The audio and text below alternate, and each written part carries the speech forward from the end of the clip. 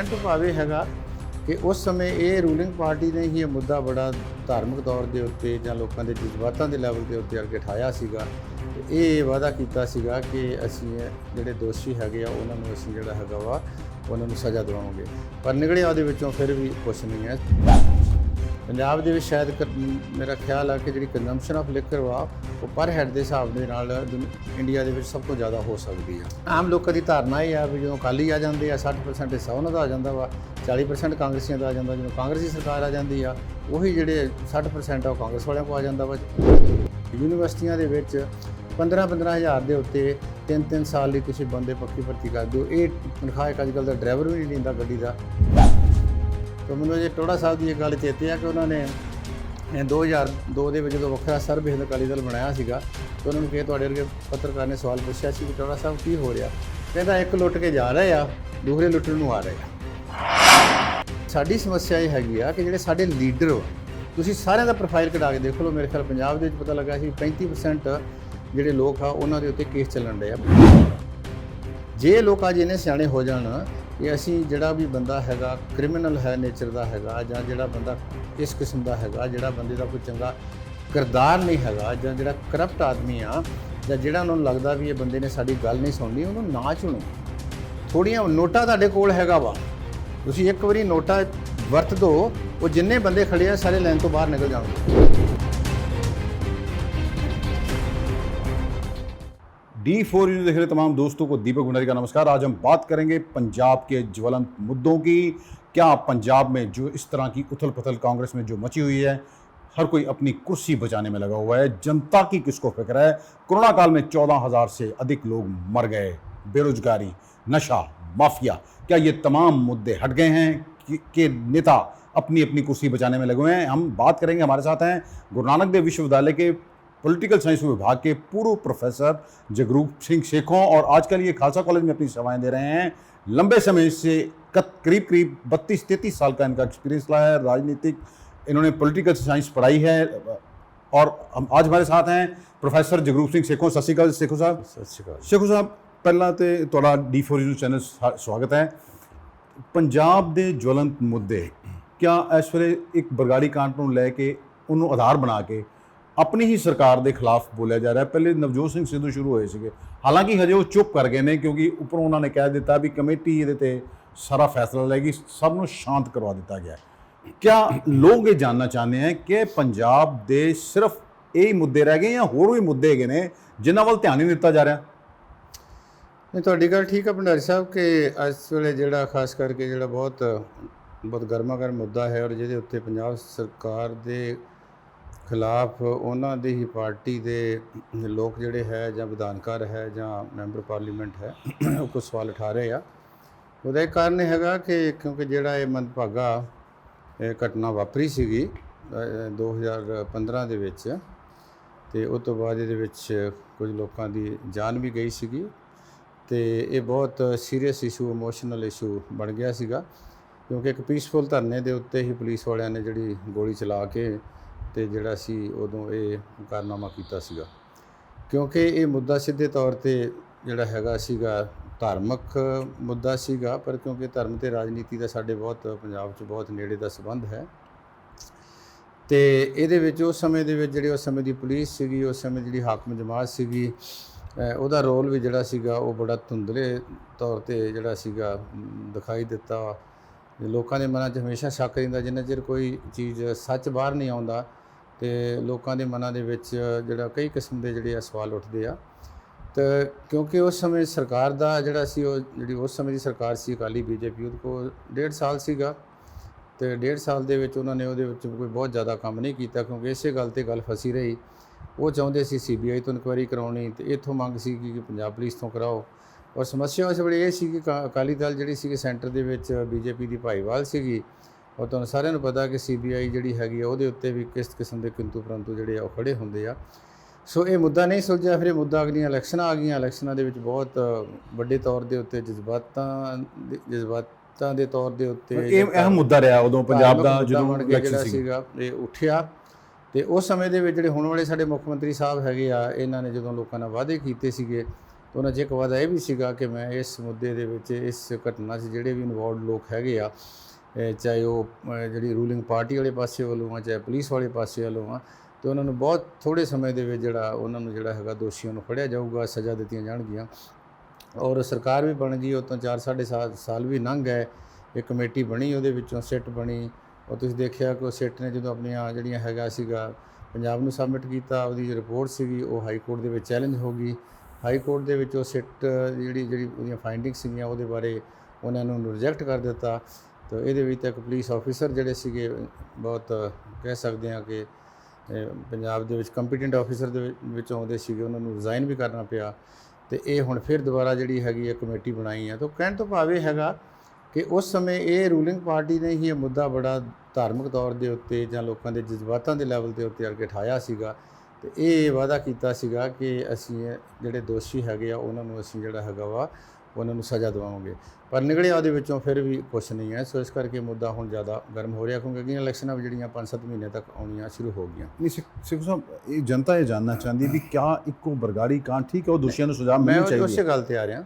ਉਹ ਇੱਕ ਮੁੱਦਾ ਸੀਗਾ, ਪਰ ਇਹ ਤੋਂ ਇਲਾਵਾ ਮੁੱਦੇ ਤਾਂ ਹੋਰ ਬਹੁਤ ਸਾਰੇ ਆ। ਖਾਸ ਕਰਕੇ ਸਾਡਾ ਇੱਕ ਬਾਰਡਰ ਸਟੇਟ ਹੈਗੀ ਆ, ਬਾਰਡਰ ਸਟੇਟ ਦੇ ਆਪਣੇ ਬਹੁਤ ਸਮੱਸਿਆਵਾਂ ਹੁੰਦੀਆਂ ਵਾ। ਖੇਤੀਬਾੜੀ ਸਾਡੀ ਬਹੁਤ ਸੀਰੀਅਸ ਕ੍ਰਾਈਸਿਸ ਦੇ ਵਿੱਚ ਹੈ, ਕਿਉਂਕਿ ਅਜੇ ਵੀ ਕੋਈ 2/3 ਲੋਕ ਜਿਹੜੇ ਹੈਗੇ ਉਹ ਖੇਤੀਬਾੜੀ 'ਤੇ ਜਿਹੜਾ ਹੈਗਾ ਡਿਪੈਂਡੈਂਟ ਹੈਗੇ ਆ।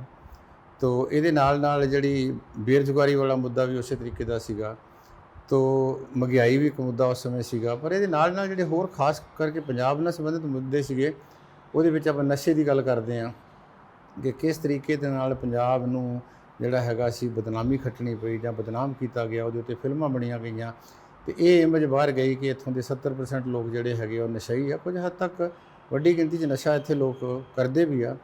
ਔਰ ਇਹਦੇ ਨਾਲ ਜਿਸ ਕਿਸਮ ਉਸ ਸਮੇਂ ਦੀ ਜਿਹੜੀ ਰੂਲਿੰਗ ਪਾਰਟੀ ਸੀ, ਅਕਾਲੀ ਬੀਜੇਪੀ ਸੀ, ਜਿਹੜੀ ਉਹਨਾਂ ਦੀ ਧੱਕਾਸ਼ਾਹੀ ਸੀਗੀ, ਜਿਸ ਤਰੀਕੇ ਦੇ ਨਾਲ ਉਹਨਾਂ ਨੇ ਜਿਹੜਾ ਆਪਣੇ ਵਿਰੋਧੀਆਂ ਨੂੰ ਜਿਹੜਾ ਚਾਹੇ ਪਿੰਡ ਲੈਵਲ ਤੋਂ ਲੈ ਕੇ ਉੱਪਰ ਤੱਕ ਉਹਨਾਂ ਦੇ ਨਾਲ ਉਹਨਾਂ ਨੂੰ ਨਜਿੱਠਿਆ, ਪੁਲਿਸ ਦੇ ਤੌਰ ਦੇ ਉੱਤੇ ਹਰ ਤਰੀਕੇ ਦੇ ਨਾਲ ਨਜਿੱਠਿਆ। ਫਿਰ 2-3 ਹੋਰ ਬੜੇ ਸੈਂਸਿਟਿਵ ਮਸਲੇ ਹੈਗੇ ਆ ਕਿ ਇੱਕ ਖਾਸ ਕਰਕੇ ਜਿਹੜੇ ਸੋਰਸਿਸ ਆਫ ਇਨਕਮ ਪੰਜਾਬ ਦੇ ਵਿੱਚ ਸ਼ਾਇਦ ਮੇਰਾ ਖਿਆਲ ਆ ਕਿ ਜਿਹੜੀ ਕੰਜ਼ੰਪਸ਼ਨ ਆਫ ਲਿਕਰ ਵਾ ਉਹ ਪਰ ਹੈਡ ਦੇ ਹਿਸਾਬ ਦੇ ਨਾਲ ਇੰਡੀਆ ਦੇ ਵਿੱਚ ਸਭ ਤੋਂ ਜ਼ਿਆਦਾ ਹੋ ਸਕਦੀ ਆ। ਇਸੇ ਤਰੀਕੇ ਨਾਲ ਸਾਡੇ ਕੋਲ ਬਹੁਤ ਵੱਡਾ ਇੱਕ ਮਿਨਰਲ ਸੋਰਸਿਸ ਹੈਗਾ, ਸਾਡੇ ਕੋਲ ਰੇਤ ਬਜਰੀ ਵਾਲਾ ਪਾਸਾ ਹੈਗਾ, ਉਹ ਹੈਗੇ ਆ। ਇਹ ਮੋਟੇ ਤੌਰ ਦੇ ਉੱਤੇ ਜਿਹੜਾ ਰੂਲਿੰਗ ਪਾਰਟੀ ਜਿਹੜੀ ਕੋਈ ਵੀ ਹੁੰਦੀ ਆ ਉਹ ਸਾਰਾ ਉਹਨਾਂ ਦੇ ਆਲੇ ਦੁਆਲੇ ਘੁੰਮਦਾ। ਅਸੀਂ ਦੇਖਦੇ ਹਾਂ ਵੀ ਸਾਰੇ MLA ਜਿੱਥੇ ਛੋਟਾ ਜਿਹਾ ਪੰਜਾਬ ਵਾ, 3 ਦਰਿਆ ਵਗਦੇ ਆ, ਹੋਰ ਨਦੀਆਂ ਨੁਦੀਆਂ ਵਗਦੀਆਂ ਵਾ, ਉਹ ਕਿਸੇ ਨਾ ਕਿਸੇ MLA ਦੀ ਜਿਹੜੀ ਹੈਗੀ ਆ ਉਹ ਹਲਕਾ ਉਸ ਪਾਸੇ ਨੂੰ ਲੱਗਦਾ ਵਾ, ਤੇ ਉੱਥੋਂ ਕੋਈ ਨਾ ਕੋਈ ਆਪਣੇ ਤਰੀਕੇ ਨਾਲ ਕੋਈ ਟਰਾਲੀ ਕੱਢਦਾ, ਕੋਈ ਕੁਛ ਨਾ, ਇਹ ਕੰਮ ਚੱਲੀ ਜਾਂਦਾ। ਇੱਕ ਮੰਤਰੀ ਨੂੰ ਅਸਤੀਫਾ ਵੀ ਦੇਣਾ ਬੜਾ ਕੁਛ ਹੋ ਜਾਂਦਾ ਇਸ ਮਾਮਲੇ ਦੇ ਉੱਤੇ ਕਰਕੇ, ਉਹਦੇ ਵਿੱਚੋਂ ਕਰਕੇ। ਫਿਰ ਇਸੇ ਤਰੀਕੇ ਨਾਲ ਸ਼ਰਾਬ ਦੀ ਗੱਲ ਹੈਗੀ ਆ। ਸ਼ਰਾਬ ਦੇ ਠੇਕੇਦਾਰ ਜਿਹੜੇ ਪਿਛਲੇ 30 ਸਾਲਾਂ ਤੋਂ ਉਹੀ ਚੱਲੀ ਆਉਂਦੀ ਆ। ਆਮ ਲੋਕਾਂ ਦੀ ਧਾਰਨਾ ਇਹ ਆ ਵੀ ਜਦੋਂ ਅਕਾਲੀ ਆ ਜਾਂਦੇ ਆ 60% ਹਿੱਸਾ ਉਹਨਾਂ ਦਾ ਆ ਜਾਂਦਾ ਵਾ, 40% ਕਾਂਗਰਸੀਆਂ ਦਾ ਆ ਜਾਂਦਾ। ਜਦੋਂ ਕਾਂਗਰਸੀ ਸਰਕਾਰ ਆ ਜਾਂਦੀ ਆ ਉਹੀ ਜਿਹੜੇ 60% ਆ ਉਹ ਕਾਂਗਰਸ ਵਾਲਿਆਂ ਕੋਲ ਆ ਜਾਂਦਾ ਵਾ, ਮਤਲਬ ਉਹਨਾਂ ਦੇ ਵਿੱਚ ਹੀ ਰਹਿੰਦਾ। ਇਹਨਾਂ ਕੁ ਹੱਥਾਂ 'ਚ ਖੇਡਦੀ ਹੈ। ਇਸ ਕਰਕੇ ਇਹ ਲੋਕਾਂ ਨੂੰ ਹੁਣ ਸ਼ਰੇਆਮ ਦੇਖਦਾ। ਸਾਡੀ ਐਜੂਕੇਸ਼ਨ ਦਾ ਬਹੁਤ ਬੁਰਾ ਹਾਲ ਹੈ। ਭਰਤੀ ਇੱਥੇ ਇੰਪਲਾਇਮੈਂਟ ਜਿਹੜੀ ਬਿਲਕੁਲ ਨਹੀਂ ਹੋ ਰਹੀ। ਬਾਹਰ ਲੋਕੀ ਸਾਰੇ ਯੰਗ ਯੂਥ ਜਿਹੜੀ ਬਾਹਰ ਤੁਰੀ ਜਾਂਦੀ ਆ। ਸਾਡੇ ਸਕੂਲ, ਸਾਡੇ ਕਾਲਜ ਜਿਹੜੇ ਆ ਬਿਲਕੁਲ ਹੀ ਡਿਸਮਲ ਪੋਜੀਸ਼ਨ 'ਚ ਵਾ। ਬਿਲਡਿੰਗਾਂ ਬਣਾਈ ਤੁਰੇ ਜਾਂਦੇ ਆ, ਰਿਕਰੂਟਮੈਂਟ ਇੱਥੇ ਹੋਈ ਨਹੀਂ। ਸਰਕਾਰੀ ਕਾਲਜਾਂ 'ਚ ਪਿਛਲੇ 20 ਸਾਲਾਂ ਦੇ ਉੱਤੋਂ ਕੋਈ ਰਿਕਰੂਟਮੈਂਟ ਨਹੀਂ ਹੋਈ। ਅਤੇ ਮੇਰੇ ਖਿਆਲ ਉਹਦੇ ਵਿੱਚ ਚੌਥਾ ਹਿੱਸਾ ਵੀ ਜਿਹੜੇ ਪੱਕੇ ਟੀਚਰ ਨਹੀਂ ਰਹਿ ਗਏ। ਐਡਹੌਕ ਟੀਚਰਾਂ ਨਾਲ ਕੰਮ ਚਲਾਉਂਦੇ ਆ। ਲੋ ਕੁਆਲਿਟੀ ਐਜੂਕੇਸ਼ਨ ਜਿਹੜੀ ਆ ਉਹ ਪ੍ਰੋਵਾਈਡ ਕੀਤੀ ਜਾਂਦੀ ਹੈ। ਯੂਨੀਵਰਸਿਟੀਆਂ ਦੇ ਵਿੱਚ 15-15 ਹਜ਼ਾਰ ਦੇ ਉੱਤੇ 3-3 ਸਾਲ ਲਈ ਤੁਸੀਂ ਬੰਦੇ ਪੱਕੀ ਭਰਤੀ ਕਰਦੇ ਹੋ। ਇਹ ਤਨਖਾਹ ਇੱਕ ਅੱਜ ਕੱਲ੍ਹ ਦਾ ਡਰਾਈਵਰ ਵੀ ਨਹੀਂ ਲੈਂਦਾ ਗੱਡੀ ਦਾ, ਜਿਹੜਾ ਇਹਨਾਂ ਦੇ ਡਾਕਟਰਾਂ ਦਾ ਵੀ ਇਹੀ ਹਾਲ ਹੈ। ਮੇਰਾ ਕਹਿਣ ਤੋਂ ਭਾਵ ਇਹ ਹੈ ਵੀ ਅਸਲੀ ਮੁੱਦੇ ਧਰਾਤਲ ਦੇ ਉੱਤੇ ਜਿਹੜੇ ਲੋਕਾਂ ਦੀ ਜ਼ਿੰਦਗੀ ਦੇ ਨਾਲ ਸਿੱਧੇ ਤੌਰ 'ਤੇ ਆ, ਉਹ ਤਾਂ ਇਹ ਮੁੱਦੇ ਹੈਗੇ ਆ ਜਿਹਦੇ ਵਿੱਚ ਉਹਨਾਂ ਦੀ ਰੁਜ਼ਗਾਰ ਦਾ ਸਾਧਨ ਹੈ, ਜਿਹਦੇ ਵਿੱਚ ਉਹਨਾਂ ਨੂੰ ਲਾਅ ਐਂਡ ਆਰਡਰ ਦਾ ਸਾਧਨ ਹੈ, ਜਿਹਦੇ ਵਿੱਚ ਉਹਨਾਂ ਨੂੰ ਜਿਹੜੀ ਹੈਗੀ ਆਪਣੇ ਕਹੀਏ ਵੀ ਜੇ ਕਿਸਾਨ ਜਿਹੜੇ ਹੈਗੇ ਆ ਉਹਨਾਂ ਦੀ ਫਸਲਾਂ ਦਾ ਸੰਬੰਧ ਹੈਗਾ। ਤਾਂ ਇਸ ਕਰਕੇ ਇਹ ਜਿਹੜੇ ਮੁੱਦੇ ਸਾਰੇ ਹੈਗੇ ਆ, ਅਸਲੀ ਮੁੱਦੇ ਜਿਹੜੇ ਲੋਕਾਂ ਦੀ ਜ਼ਿੰਦਗੀ ਦੇ ਨਾਲ ਜਿਹੜੇ ਹੈਗੇ, ਡਿਵੈਲਪਮੈਂਟ ਦਾ ਮੁੱਦਾ ਹੈਗਾ, ਇਹ ਮੁੱਦੇ ਹੈਗੇ ਆ। ਸ਼ੇਖੋ ਸਾਹਿਬ, ਇਹ ਬਹੁਤ ਦੇਰ ਤੋਂ ਚੱਲਦਾ, ਸੁਣਦੇ ਆਏ ਸੀ ਵੀ ਡਿਵੈਲਪਮੈਂਟ ਹੋ ਰਹੀ, ਵਿਕਾਸ ਕਰ ਰਹੇ, ਗਲੀਆਂ ਸੜਕਾਂ ਨਾਲੀਆਂ 'ਚੋਂ ਅਸੀਂ ਬਾਹਰ ਨਹੀਂ ਨਿਕਲੇ। ਇੱਕ MLA ਜਾਂ ਇਹਨਾਂ ਨੇ ਪਾਵਰ ਇੰਨੀ ਸੈਂਟਰਲਾਈਜ਼ ਕੀਤੀ ਹੋਈ ਹੈ, ਕੋਈ ਵੀ ਚੀਜ਼ ਇਹਨਾਂ ਦੀ ਪੁੱਛੇ ਦੀ ਮੰਤਰੀ ਹੋਵੇ ਜਾਂ ਇਲਾਕੇ ਦਾ MLA ਹੋਵੇ, ਜੇ ਕੋਈ ਕਿਸੇ ਕੌਂਸਟੀਚੁਐਂਸੀ ਦਾ MLA ਹੈ, ਉਹਨੂੰ ਪੁੱਛਣ ਤੋਂ ਬਗੈਰ ਉਸ ਏਰੀਆ 'ਚ ਕੋਈ ਕੰਮ ਨਹੀਂ ਹੁੰਦਾ। ਮੰਤਰੀ ਬਣ ਜਾਂਦਾ, ਪੁਲਿਸ ਕਮਿਸ਼ਨਰ ਤੇ DC ਹੱਥ ਬੰਨ੍ਹ ਕੇ ਉਹਦੇ ਸਾਹਮਣੇ ਖੜੇ ਰਹਿੰਦੇ ਆ। ਅਤੇ ਕਿਆ ਇਹ ਪੰਜਾਬ ਦੇ ਲੋਕਾਂ ਨੂੰ ਕਦੀ ਇਨਸਾਫ ਜਾਂ ਪੰਜਾਬ ਫਿਰ ਖੁਸ਼ਹਾਲ ਹੋਏਗਾ ਕਿ ਹੁਣ ਡਿਟੋਰੀਏਸ਼ਨ ਵਾਲੇ ਪਾਸੇ ਚਲਾ ਗਿਆ? ਦੇਖੋ ਇਹ ਵਰਤਾਰਾ ਜਿਹੜਾ ਤੁਸੀਂ ਕੀਤਾ ਨਾ, ਜਿਹੜੀਆਂ ਗੱਲਾਂ ਕੀਤੀਆਂ, ਇਹ ਆਲ ਇੰਡੀਆ ਲੈਵਲ ਦੇ ਉੱਤੇ ਕੁਝ ਸਟੇਟਾਂ ਨੂੰ ਛੱਡ ਕੇ ਜਿੱਥੇ ਜ਼ਿਆਦਾ ਡੀਸੈਂਟਰਲਾਈਜੇਸ਼ਨ ਹੈਗੀ ਆ, ਜਿੱਥੇ ਮੈਂ ਕੇਰਲਾ ਦੀ ਐਗਜ਼ਾਮਪਲ ਦੇ ਸਕਦਾ ਖਾਸ ਕਰਕੇ, ਹੋਰ ਜਿਹੜੇ ਪਹਾੜੀ ਸਟੇਟਾਂ ਦੇ ਵਿੱਚ ਵੀ ਠੀਕ ਠਾਕ ਆ, ਰਾਜਸਥਾਨ 'ਚ ਇਹ ਨਹੀਂ ਆ। ਸਾਡੇ ਵਰਤਾਰਾ ਜਿਹੜਾ ਕੁਝ ਹੋਰ ਕਿਸਮ ਦਾ ਹੋ ਗਿਆ, ਕਿਉਂਕਿ ਸਟੇਟ ਬਹੁਤ ਛੋਟੀ ਹੈਗੀ ਆ, ਵੈਸਟ ਇੰਟਰਸਟ ਆ ਗਏ। ਇਹ ਸ਼ਾਇਦ ਇਹ ਸਾਰੀ ਜਿਹੜੀ ਕਥਾ ਸੀ ਨਾ, ਇਹ ਪਹਿਲਾਂ ਤੋਂ ਸ਼ੁਰੂ ਆ ਰਹੀ ਸੀਗੀ। ਇਹ ਕਿਹਾ ਜੇ ਮੋਟੇ ਤੌਰ ਤੇ ਵੇਖਿਆ ਜਾਵੇ ਤਾਂ ਇਹਦਾ ਨਿਗਾਰ ਇੰਦਰਾ ਗਾਂਧੀ ਦੇ ਸਮੇਂ ਦੇ ਵਿੱਚ ਨੈਸ਼ਨਲ ਲੈਵਲ 'ਤੇ ਸ਼ੁਰੂ ਹੋ ਗਿਆ ਸੀ ਹੌਲੀ ਹੌਲੀ। ਪਰ ਖਾਸ ਕਰਕੇ ਜਦੋਂ ਅਕਾਲੀਆਂ ਦੀ ਸਰਕਾਰ ਰਹੀ ਆ, ਉਹਨਾਂ ਨੇ ਹਲਕੇਬੰਦੀ ਨੂੰ ਜਿਹੜਾ ਹੈਗਾ ਸੀਗਾ, ਉਹ ਜਿਹੜਾ ਇੱਕ ਹਲਕਾ ਸੀਗਾ ਜਿਹੜਾ MLA ਦਾ, ਉਹਨੂੰ ਇੱਕ ਸਬ ਡਿਵੀਜ਼ਨ ਦੇ ਨਾਲ ਤੇ ਜੋੜ ਕਰਕੇ ਉਹਨੂੰ ਸਾਰੇ ਨੂੰ ਸੈਂਟਰਲਾਈਜ਼ ਕਰਤਾ। ਉਹ ਇਹਦੇ ਨਾਲ ਜਿੱਥੇ ਉਹਨਾਂ ਦੇ MLA ਜਿੱਤ ਜਾਂਦੇ ਸੀ, ਉਹ ਉਹਨਾਂ ਨੂੰ ਸਭ ਕੁਝ ਦੇ ਦਿੰਦੇ ਸੀਗੇ। ਜੇ ਨਹੀਂ ਜਿੱਤਿਆ ਸੀ ਤਾਂ ਹਲਕਾ ਇੰਚਾਰਜ ਬਣਾ ਦਿੰਦੇ ਸੀ। ਜਿੱਥੇ ਹਾਰਿਆ ਹੋਇਆ ਬੰਦਾ ਹੁੰਦਾ ਸੀਗਾ, ਉਹ ਸਾਰੀਆਂ ਪਾਵਰਸ ਉਹਦੇ ਕੋਲ ਆਉਂਦੀਆਂ ਸੀਗੀਆਂ। ਹੁਣ ਵੀ ਇਹ ਜਿਹੜਾ ਖਾਸ ਕਰਕੇ ਸੈਂਟਰਲਾਈਜੇਸ਼ਨ ਆ, ਇਹ ਗੱਲ ਦਾ ਮੈਂ ਵੀ ਹੈਗਾ ਕਿ ਤੁਸੀਂ ਇੱਕ ਕਾਰਡ ਬਣਾਉਣਾ ਹੈ, ਨੀਲਾ ਕਾਰਡ ਚਾਹੇ ਦੂਸਰਾ ਕਾਰਡ, ਉਹ ਵੀ ਕਹਿੰਦੇ ਜੀ MLA ਨੂੰ ਪੁੱਛ ਕੇ ਆਓ। ਇਹਦਾ ਕੰਮ ਹੀ ਨਹੀਂ ਹੈ। ਅਸੀਂ ਪੰਚਾਇਤਾਂ ਨੂੰ ਤਕੜਿਆ ਨਹੀਂ ਕੀਤਾ। ਅਸੀਂ ਪੰਚਾਇਤਾਂ ਦੇ ਜਿਹੜੇ ਅਧਿਕਾਰ ਸੀ ਉਹ ਪੰਚਾਇਤਾਂ ਨੂੰ ਨਹੀਂ ਦਿੱਤੇ। ਅਸੀਂ ਪੰਚਾਇਤਾਂ ਦੀਆਂ ਇਲੈਕਸ਼ਨਾਂ ਜਿੱਦਾਂ ਹੋਣੀਆਂ ਚਾਹੀਦੀਆਂ ਸੀ ਉੱਦਾਂ ਨਹੀਂ ਹੁੰਦੀਆਂ। ਜਿਹਦੀ ਸਰਕਾਰ ਹੁੰਦੀ ਆ ਉਹਦੀਆਂ ਪੰਚਾਇਤਾਂ ਬਣ ਜਾਂਦੀਆਂ, ਉਹਦੀਆਂ ਮਿਊਨਿਸਪਲ ਕਮੇਟੀਆਂ ਬਣ ਜਾਂਦੀਆਂ, ਉਹਦੀਆਂ ਮਿਊਨਿਸਪਲ ਕਾਰਪੋਰੇਸ਼ਨ ਦੀਆਂ। ਸੋ ਮੇਰਾ ਕਹਿਣ ਤੋਂ ਭਾਵ ਹੈ ਕਿ ਇਹ ਜਿਹੜਾ ਤੁਹਾਡਾ ਰਾਜਨੀਤਿਕ ਵਰਤਾਰਾ ਹੈ, ਇਹਨਾਂ ਨੇ ਜਿਹੜੀਆਂ ਇਹ ਜਨਤਕ ਜਥੇਬੰਦੀ ਸੰਸਥਾਵਾਂ ਹੈਗੀਆਂ, ਇਹਨਾਂ ਦਾ ਗਲ ਘੁੱਟ ਕੇ ਰੱਖਿਆ। ਸਾਰੀਆਂ ਤਾਕਤਾਂ ਜਿਹੜੀਆਂ ਨਾ ਇੱਕ ਬੰਦੇ ਦੇ ਕੋਲ, ਚਾਹੇ ਉਹ ਜਿਹੜਾ ਪਿੰਡ ਦੇ ਵਿੱਚ ਸਰਪੰਚ ਆ ਗਿਆ, ਚਾਹੇ ਉਹ ਮਿਊਨਿਸਪਲ ਕਮੇਟੀ ਦਾ ਉਹ ਆ ਗਿਆ, ਚਾਹੇ ਪ੍ਰਧਾਨ ਆ ਗਿਆ, ਪਰਸਨ ਜਿਹੜੇ ਆ ਉਹ ਸੰਸਥਾਵਾਂ ਨਾਲੋਂ ਜ਼ਿਆਦਾ ਜਿਹੜੇ ਇੰਪੋਰਟੈਂਟ ਕਰ ਦਿੱਤੇ। ਇਹ ਤਰਾਸਦੀ ਦਾ ਜਿਹੜਾ ਕਾਰਨ ਹੀ ਹੈਗਾ। ਹਾਂ, ਜਿਹੜੀ ਤੁਸੀਂ ਗੱਲ ਕੀਤੀ ਹੈ, ਮੈਂ ਇਸ ਗੱਲ ਨਾਲ ਸਹਿਮਤ ਹਾਂ। ਪੰਜਾਬ ਦੇ ਵਿੱਚ ਬਹੁਤ ਵੱਡਾ ਪੋਟੈਂਸ਼ੀਅਲ ਹੈਗਾ ਵਾ। ਪੰਜਾਬ ਹਮੇਸ਼ਾ ਤਬਦੀਲੀ ਲਈ ਤਿਆਰ ਰਹਿੰਦਾ, ਪਰ ਸਾਡਾ ਇੱਕ ਸਭ ਤੋਂ ਵੱਡਾ ਅਨਫਾਰਚੂਨੇਟ ਪਾਰਟ ਇਹ ਹੈਗਾ ਵਾ ਕਿ ਅਸੀਂ ਉਸ ਘੁੰਮਣ ਘੇਰੀ 'ਚ ਫਸ ਚੁੱਕੇ ਹਾਂ ਕਿ ਜਿਸ ਘੁੰਮਣ ਘੇਰੀ 'ਚੋਂ ਕੱਢਣ ਵਾਸਤੇ ਜੇ ਕੋਈ ਅਸੀਂ ਤੀਸਰਾ ਬਦਲ ਤਿਆਰ ਕਰਨਾ ਹੈ, ਤੀਸਰੀ ਧਿਰ ਤਿਆਰ ਕਰਨੀ ਹੈ, ਤੇ ਉਹਦੇ ਵਾਸਤੇ ਜਿਸ ਕਿਸਮ ਦੀਆਂ ਕੋਸ਼ਿਸ਼ਾਂ, ਜਿਸ ਕਿਸਮ ਦਾ ਸਾਨੂੰ ਵਰਤਾਰਾ ਚਾਹੀਦਾ ਵਾ, ਕਿਉਂਕਿ ਅਸੀਂ ਮੈਨੂੰ ਲੱਗਦਾ ਕਿ ਮੋਟੇ ਤੌਰ ਤੇ ਪੰਜਾਬ ਦੇ ਕਾਫੀ ਅਸੀਂ ਸੁੱਖ ਰਹਿਣ ਵਾਲੇ ਲੋਕ ਜੇ ਬਣ ਗਏ ਹਾਂ ਕਿ ਜਿੱਦ ਨਹੀਂ ਸਾਡੇ ਦੇ ਵਿੱਚ ਵੀ ਅਸੀਂ ਇਹਨੂੰ ਬਦਲੀਏ। ਲੋਕਾਂ ਵੱਲੋਂ ਕੋਈ ਸਮੱਸਿਆ ਨਹੀਂ ਹੈ, ਲੋਕਾਂ ਦਾ ਰਿਸਪੌਂਸ ਪੂਰਾ ਹੈ। ਅਸੀਂ ਪਿਛਲੀਆਂ ਚੋਣਾਂ 'ਚ ਵੀ ਵੇਖਿਆ, 2014 ਦੇ ਵਿੱਚ ਵੇਖਿਆ ਸੀ ਆਮ ਆਦਮੀ ਪਾਰਟੀ ਕਿੱਦਾਂ ਅੱਗੇ ਆ ਗਈ ਸੀ। ਪਿਛਲੀਆਂ ਆਮ ਆਦਮੀ ਪਾਰਟੀ ਨੇ ਉਹੀ ਵਰਤਾਰਾ ਸ਼ੁਰੂ ਕਰ ਲਿਆ ਜਿਹੜੀਆਂ ਦੂਸਰੀਆਂ ਪਾਰਟੀਆਂ ਕਰਦੀਆਂ। ਸੋ ਕਹਿਣ ਤੋਂ ਭਾਵ ਇਹ ਹੈਗਾ ਕਿ ਲੋਕੀ ਬਦਲਣਾ ਚਾਹੁੰਦੇ ਆ, ਲੋਕੀ ਹੁਣ ਵੀ ਬਦਲਣਾ ਚਾਹੁੰਦੇ ਆ, ਪਰ ਲੋਕਾਂ ਕੋਲ ਆਪਸ਼ਨ ਕੋਈ ਨਹੀਂ, ਜਾਣਗੇ ਕਿਹੜੇ ਪਾਸੇ ਵੱਲ ਨੂੰ, ਆਪਸ਼ਨ ਕੋਈ ਨਹੀਂ ਨਾ ਜੀ, ਕੋਈ ਆਪਸ਼ਨ ਨਹੀਂ। ਫਿਰ ਉਹ ਜਿਹੜੀ ਲੈਸਰ ਈਵਲ ਹੁੰਦੀ ਆ, ਜਾਂ ਕਈ ਵਾਰੀ ਹੁੰਦਾ ਕਿ ਇਹਨੂੰ ਤਾਂ ਗਲੋਂ ਲਾਓ, ਅਗਲਾ ਥੋੜਾ ਠੀਕ ਹੋ ਜਾਊਗਾ, ਉਹ ਅਗਲਾ ਜਿਹੜਾ ਆਉਂਦਾ ਉਹ ਆਪਣੀ ਲੁੱਟਮਾਰ ਕਰਕੇ ਤੁਰ ਜਾਂਦਾ ਹੈ। ਤਾਂ ਮੈਨੂੰ ਜੇ ਟੋੜਾ ਸਾਹਿਬ ਦੀ ਇਹ ਗੱਲ ਚੇਤੇ ਆ ਕਿ ਉਹਨਾਂ ਨੇ 2002 ਦੇ ਵਿੱਚ ਜਦੋਂ ਵੱਖਰਾ ਸਰਬ ਹਿੰਦ ਅਕਾਲੀ ਦਲ ਬਣਾਇਆ ਸੀਗਾ, ਤਾਂ ਉਹਨਾਂ ਨੂੰ ਕਿਹਾ, ਤੁਹਾਡੇ ਵਰਗੇ ਪੱਤਰਕਾਰ ਨੇ ਸਵਾਲ ਪੁੱਛਿਆ ਸੀ ਵੀ ਟੋੜਾ ਸਾਹਿਬ ਕੀ ਹੋ ਰਿਹਾ, ਕਹਿੰਦਾ ਇੱਕ ਲੁੱਟ ਕੇ ਜਾ ਰਹੇ ਆ, ਦੂਸਰੇ ਲੁੱਟਣ ਨੂੰ ਆ ਰਹੇ ਆ।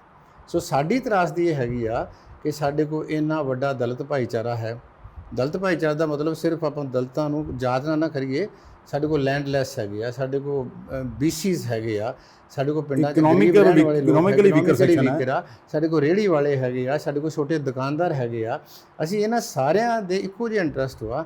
ਕੋਈ ਵੀ ਇਹੋ ਜਿਹੜੀ ਧਿਰ ਖੜੀ ਨਹੀਂ ਹੁੰਦੀ ਕਿ ਜਿਹੜੀ ਇਹਨਾਂ ਦੀ ਬਾਂਹ ਫੜੇ ਜਾਂ ਇਹਨਾਂ ਨੂੰ ਕਹੇ ਵੀ ਤੁਸੀਂ ਇਕੱਠੇ ਹੋ। ਜੇ ਇਹ ਸਾਰੇ ਇਹ ਵਰਤਾਰਾ ਸ਼ੁਰੂ ਹੋ ਜਾਵੇ ਤਾਂ ਮੈਨੂੰ ਲੱਗਦਾ ਵੀ ਇਹਨਾਂ ਨੂੰ ਬਹੁਤ ਵੱਡਾ ਚੈਲੰਜ ਦਿੱਤਾ ਜਾ ਸਕਦਾ। ਸ਼ੇਖੂ ਸਾਹਿਬ ਦੇਖੋ, ਕ੍ਰਾਈਮ ਵੱਧ ਰਿਹਾ, ਗੈਂਗਸਟਰ ਬਹੁਤ ਵੱਧ ਗਏ। ਕਿ ਇਹ ਕਿਹਾ ਜਾ ਰਿਹਾ, ਇਹ ਹਮੇਸ਼ਾ ਚੱਲਦੀ ਆਈ ਹੈ। ਮੈਂ ਇੱਕ IAS ਰਿਟਾਇਰਡ ਹੋਏ ਨੇ, ਉਹਨਾਂ ਦੇ ਨਾਲ ਵੀ ਗੱਲ ਕੀਤੀ ਸੀ ਵੀ ਗੈਂਗਸਟਰ ਨੂੰ ਕਿਉਂ ਪਣਪਣ ਦਿੱਤਾ ਜਾਂਦਾ, ਉਹ ਕਿਸੇ ਨਾ ਕਿਸੇ ਲੀਡਰ ਦੇ ਨਾਲ ਉਹਦਾ ਨਾਂ ਜੁੜ ਜਾਂਦਾ। ਦੇਖੋ ਜੀ, ਗੈਂਗਸਟਰ ਹਵਾ 'ਚੋਂ ਨਹੀਂ ਪੈਦਾ ਹੁੰਦੇ। ਗੈਂਗਸਟਰ ਜਿਹੜੀਆਂ ਨਾ ਧਰਾਤਲ ਜਿਹੜੀਆਂ ਹੁੰਦੀਆਂ ਨਾ ਸੱਚਾਈਆਂ, ਉਹ 'ਚੋਂ ਪੈਦਾ ਹੁੰਦੇ ਆ। ਇਹ ਬਿਨਾਂ ਪੋਲੀਟੀਕਲ ਪੈਟਰੋਨੇਜ ਤੋਂ ਜਿਹੜਾ ਉਹ ਨਹੀਂ ਚੱਲ ਸਕਦੇ। ਇਹ ਨਾ ਜਿੰਨਾ ਚਿਰ ਛਤਰਛਾਇਆ ਨਹੀਂ ਹੁੰਦੀ, ਸਾਡਾ ਨਾ ਨੈਕਸਸ ਬਹੁਤ ਖਤਮ ਹੋ ਗਿਆ। ਹੁਣ ਤੁਸੀਂ ਦੇਖੋ ਨਾ, ਪਿੰਡ ਦੇ ਵਿੱਚ ਜਿਹੜੀ ਪੁਲਿਸ ਚੌਕੀ ਵਾਲਾ ਹੈਗਾ ਵਾ, ਉਹਦਾ ਸਿੱਧਾ ਸੰਬੰਧ ਸਰਪੰਚ ਜਿਹੜਾ ਰੂਲਿੰਗ ਪਾਰਟੀ ਉਹਦੇ ਨਾਲ ਹੈਗਾ। ਤੁਸੀਂ ਜਾਓਗੇ, ਤੁਹਾਡੀ ਸ਼ਿਕਾਇਤ ਦਰਜ ਨਹੀਂ ਹੋਊਗੀ ਜਿਹੜਾ ਉਹਦਾ ਕੰਮ ਕਰਨ ਵਾਲਾ।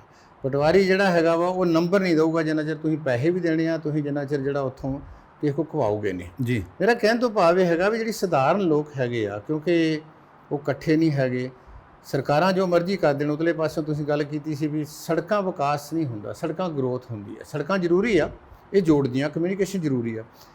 ਅਸਲੀ ਮਾਇਨਿਆਂ 'ਚ ਵਿਕਾਸ ਹੁੰਦਾ ਜਦੋਂ ਮਨੁੱਖੀ ਵਿਕਾਸ ਹੁੰਦਾ। ਮਨੁੱਖੀ ਵਿਕਾਸ ਹੁੰਦਾ ਵਾ ਕਿ ਜਦੋਂ ਤੁਹਾਡੀ ਚੰਗੀ ਸਿੱਖਿਆ ਮਿਲੇ, ਤੁਹਾਡੀ ਸਿਹਤ ਚੰਗੀ ਹੋਵੇ, ਤੁਹਾਡੀ ਸੋਚ ਬਦਲੇ। ਤੁਹਾਡੀ ਸੋਚ ਜਿਹੜੀ ਹੈਗੀ ਆ ਨਾ, ਜਿਹੜੀ ਉਹਨੂੰ ਕਹਿੰਦੇ ਨਾ ਵੀ ਛੋਟੀਆਂ ਛੋਟੀਆਂ ਸੈਕਟੇਰੀਅਨ ਚੀਜ਼ਾਂ ਤੋਂ ਉੱਠ ਕੇ ਇੱਕ ਵੱਡੇ ਬਰੋਡਰ ਲੈਵਲ 'ਤੇ, ਮਤਲਬ ਮਨੁੱਖਤਾ ਵਾਲਾ ਜਿੱਦਾਂ ਹੁੰਦਾ ਨਾ, ਇੱਕ ਇੰਡੀਵਿਜੂਅਲ ਮੈਂ ਤੋਂ ਅਸੀਂ ਵਾਲੇ ਪਾਸੇ ਚੱਲੀਏ, ਅਸਲ ਦੇ ਵਿੱਚ ਡਿਵੈਲਪਮੈਂਟ ਉਹ ਹੁੰਦੀ ਆ। ਪਰ ਸਾਡੀ ਸਮੱਸਿਆ ਇਹ ਹੈਗੀ ਆ ਕਿ ਜਿਹੜੇ ਸਾਡੇ ਲੀਡਰ ਵਾ, ਤੁਸੀਂ ਸਾਰਿਆਂ ਦਾ ਪ੍ਰੋਫਾਈਲ ਕਢਾ ਕੇ ਦੇਖ ਲਓ। ਮੇਰੇ ਖਿਆਲ ਪੰਜਾਬ ਦੇ ਵਿੱਚ ਪਤਾ ਲੱਗਾ ਸੀ 35% ਜਿਹੜੇ ਲੋਕ ਆ ਉਹਨਾਂ ਦੇ ਉੱਤੇ ਕੇਸ ਚੱਲਣ ਡਏ ਆ, ਭਾਵੇਂ ਕਿ ਕੁਝ ਕੇਸ ਪੋਲੀਟੀਕਲ ਵੀ ਹੁੰਦੇ ਆ ਜੀ ਪਰ ਓਵਰਆਲ ਵਰਤਾਰਾ ਵੇਖਿਆ ਜਾਵੇ ਕਿਹੜਾ ਬੰਦਾ ਜਿਹੜਾ ਹੈਗਾ, ਜੋ ਕਈ ਵਾਰੀ ਹੁੰਦਾ ਕਿ ਲੋਕੀ ਵੀ ਨਹੀਂ ਕਹਿੰਦੇ ਵੀ ਇਹ ਬੰਦਾ ਬੜਾ ਘੈਂਟ ਵਾ। ਹੁਣ ਘੈਂਟ ਦੀ ਕੀ ਡੈਫੀਨੇਸ਼ਨ ਹੈਗੀ ਆ ਵੀ ਇਹ ਲਾਅ ਨੂੰ ਬ੍ਰੇਕ ਕਰਦਾ ਵਾ, ਜਾਂ ਉਹਦੇ ਕੋਲ ਧੜਾ ਵਾ, ਜਾਂ ਉਹਦੇ ਕੋਲ ਧਿਰ ਵਾ। ਪੰਜਾਬ ਦੀ ਸਭ ਤੋਂ ਵੱਡੀ ਸਮੱਸਿਆ ਇਹ ਹੈਗੀ ਆ ਕਿ ਅਸੀਂ ਇੱਥੇ ਵਿਚਾਰਕ ਧਾਰਕ ਤੌਰ ਦੇ ਉੱਤੇ ਜਿਹੜੇ ਰਲਗੱਡ ਹੋ ਗਏ ਕਿ ਇਹ ਸਮੇਂ ਦੇ ਵਿੱਚ ਇੱਥੇ ਕਮਿਊਨਿਸਟ ਪਾਰਟੀ ਬਹੁਤ ਤਕੜੀ ਹੁੰਦੀ ਸੀ। ਉਹਨਾਂ ਦੀ ਇੱਕ ਆਪਣੀ ਤਰੀਕੇ ਦੇ ਨਾਲ ਉਹ ਲੋਕਾਂ ਨੂੰ, ਜਦੋਂ ਸਤਪਾਲ ਡਾਂਗ ਸਾਹਿਬ ਵਰਗੇ ਬੰਦੇ ਇੱਥੇ ਹੁੰਦੇ ਸੀਗੇ ਜਿਨ੍ਹਾਂ ਨੇ ਉਸ ਸਮੇਂ ਦੇ ਵਿੱਚ ਸਿਟਿੰਗ ਚੀਫ ਮਿਨਿਸਟਰ ਨੂੰ ਹਰਾਇਆ ਸੀਗਾ। ਫਿਰ ਇੱਥੇ ਤੁਹਾਡੀ ਹੈਗੀ ਕਿ ਇਸ ਸਮੇਂ 'ਚ BSP ਜਿਹੜੀ ਸੀ ਉਹ ਤਕੜੀ ਤਾਕਤ ਬਣੀ। ਫਿਰ ਕਿ ਇਸ ਸਮੇਂ 'ਚ ਆਮ ਆਦਮੀ ਪਾਰਟੀ ਵੀ ਜਿਹੜੀ 14 ਦੇ ਵਿੱਚ ਬਹੁਤ ਉਸ ਪਾਸੇ ਵੱਲ ਗਈ। ਹੋ ਕੀ ਰਿਹਾ ਕਿ ਜਿਹੜੀਆਂ ਦੋ ਧਿਰਾਂ ਵੱਡੀਆਂ ਹੈਗੀਆਂ, ਅਕਾਲੀ ਹੋਏ ਕਾਂਗਰਸੀ ਹੋਏ, ਇਹ ਸਾਰੇ ਇੱਕੋ ਜਮਾਤ ਇਹਨਾਂ ਦੀ, ਇੱਕੋ ਇਹਨਾਂ ਦੀ ਕਾਸਟ ਵਾ, ਇੱਕੋ ਇਹਨਾਂ ਦੀ ਕਲਾਸ ਵਾ, ਇੱਕੋ ਇਹਨਾਂ ਦਾ ਧਰਮ ਵਾ, ਇੱਕੋ ਇਹਨਾਂ ਦੀ ਬੋਲੀ ਆ, ਇੱਕੋ ਤਰ੍ਹਾਂ ਇਹ ਰਿਸ਼ਤੇਦਾਰ ਵਾ, ਇੱਕ ਦੂਜੇ ਦੇ ਬਿਲਕੁਲ ਜਿਹੜੇ ਹੈਗੇ ਇੱਕ ਦੂਜੇ ਨਾਲ ਰਲੇ ਮਿਲੇ ਹੈਗੇ ਆ। ਇਸ ਕਰਕੇ ਇਹਨਾਂ ਤੋਂ ਜੇ ਤੁਸੀਂ ਅਕਾਲੀਆਂ ਕੋਈ ਸਰਕਾਰ ਆ ਗਈ ਜਾਂ ਕਾਂਗਰਸੀਆਂ ਕੋ ਆ ਗਈ ਜਾਂ BJP ਉਹਨਾਂ ਕੋ ਆ ਗਈ, ਇਹ ਤੋਂ ਤੁਸੀਂ ਕੋਈ ਆਸ ਨਹੀਂ ਰੱਖ ਸਕਦੇ। ਤੇ ਪ੍ਰੋਫੈਸਰ ਸਾਹਿਬ, ਜਨਤਾ ਨੂੰ ਹਰ ਵਾਰ ਠੱਗਿਆ ਜਾਂਦਾ ਹੈ, ਜਨਤਾ ਨੂੰ ਸੁਪਨੇ ਤੇ ਬੜੇ ਵਿਖਾਏ ਜਾਂਦੇ ਨੇ। ਕਦੀ ਬੇਰੁਜ਼ਗਾਰੀ ਦੀ ਗੱਲ ਕੀਤੀ ਜਾਂਦੀ ਹੈ, ਰੇਤ ਮਾਫੀਆ ਦੀ ਗੱਲ ਕੀਤੀ ਜਾਂਦੀ ਹੈ, ਟਰਾਂਸਪੋਰਟ ਮਾਫੀਆ ਦੀ ਗੱਲ ਕੀਤੀ ਜਾਂਦੀ ਹੈ। ਓਪਨ ਸੀਕ੍ਰੇਟ ਹੈ ਵੀ ਕਿਹਨਾਂ ਦੇ ਹੱਥਾਂ ਦੇ ਵਿੱਚ ਸਾਰੀ ਦੀ ਸਾਰੀ ਪਾਵਰ ਹੈ, ਪਰ ਕਾਰਵਾਈ ਕੁਛ ਨਹੀਂ, ਕਿਉਂਕਿ ਜਿਹੜੀ ਏਜੰਸੀਆਂ ਨੇ ਕਾਰਵਾਈ ਕਰਨੀ ਹੈ ਅਕਸਰ ਉਹ ਵੀ ਤਾਂ ਉਹਨਾਂ ਦੇ ਥੱਲੇ ਕੰਮ ਕਰ ਰਹੀਆਂ। ਨਹੀਂ, ਮੈਨੂੰ ਲੱਗਦਾ ਮੈਨੂੰ ਹੋਰ ਤਰੀਕੇ ਨਾਲ ਕੀ ਨਾ, ਮੈਂ ਤਾਂ ਆਮ ਤੌਰ 'ਤੇ ਜਦੋਂ ਵੀ ਅਸੀਂ ਕਿਉਂਕਿ ਜਾਈਦਾ ਪਿੰਡਾਂ ਦੇ ਵਿੱਚ ਕਿਸਾਨਾਂ ਨੂੰ ਮਿਲਣ ਦਾ ਬਹੁਤ ਮੌਕਾ ਮਿਲਦਾ। ਮੇਰਾ ਬਹੁਤਾ ਸਾਰਾ ਕੰਮ ਜਿਹੜਾ ਹੈਗਾ ਉਹ ਫੀਲਡ ਵਰਕ ਆ, ਜਿੰਨਾ ਮੈਂ ਆਪਣੀ ਰਿਸਰਚ ਕੀਤੀ ਆ।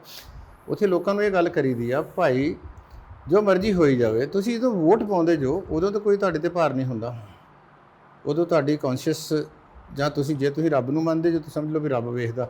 ਜੇ ਰੱਬ ਨੂੰ ਨਹੀਂ ਮੰਨਦੇ ਤਾਂ ਤੁਹਾਡੀ ਆਤਮਾ ਤਾਂ ਉੱਥੇ ਹੁੰਦੀ ਹੈ ਨਾ। ਤੁਸੀਂ ਚੁਣਦੇ ਜੋ ਨਾ। ਸਾਨੂੰ ਸਰਕਾਰਾਂ ਨੂੰ, ਇਸ ਕਰਕੇ ਮੈਂ ਕਹਿੰਦਾ ਵੀ ਨਾ MLA ਨੂੰ ਕ੍ਰਿਟਿਸਾਈਜ਼ ਕਰਨ ਦਾ ਕੋਈ ਹੱਕ ਵਾ, ਨਾ ਸਰਕਾਰਾਂ ਨੂੰ। ਅਸੀਂ ਸਰਕਾਰ ਦਿੱਤੀ ਆ, ਸਰਕਾਰ ਉੱਦਾਂ ਦੀ ਹੁੰਦੀ ਆ ਜਿੱਦਾਂ ਦੇ ਲੋਕ ਹੁੰਦੇ ਆ।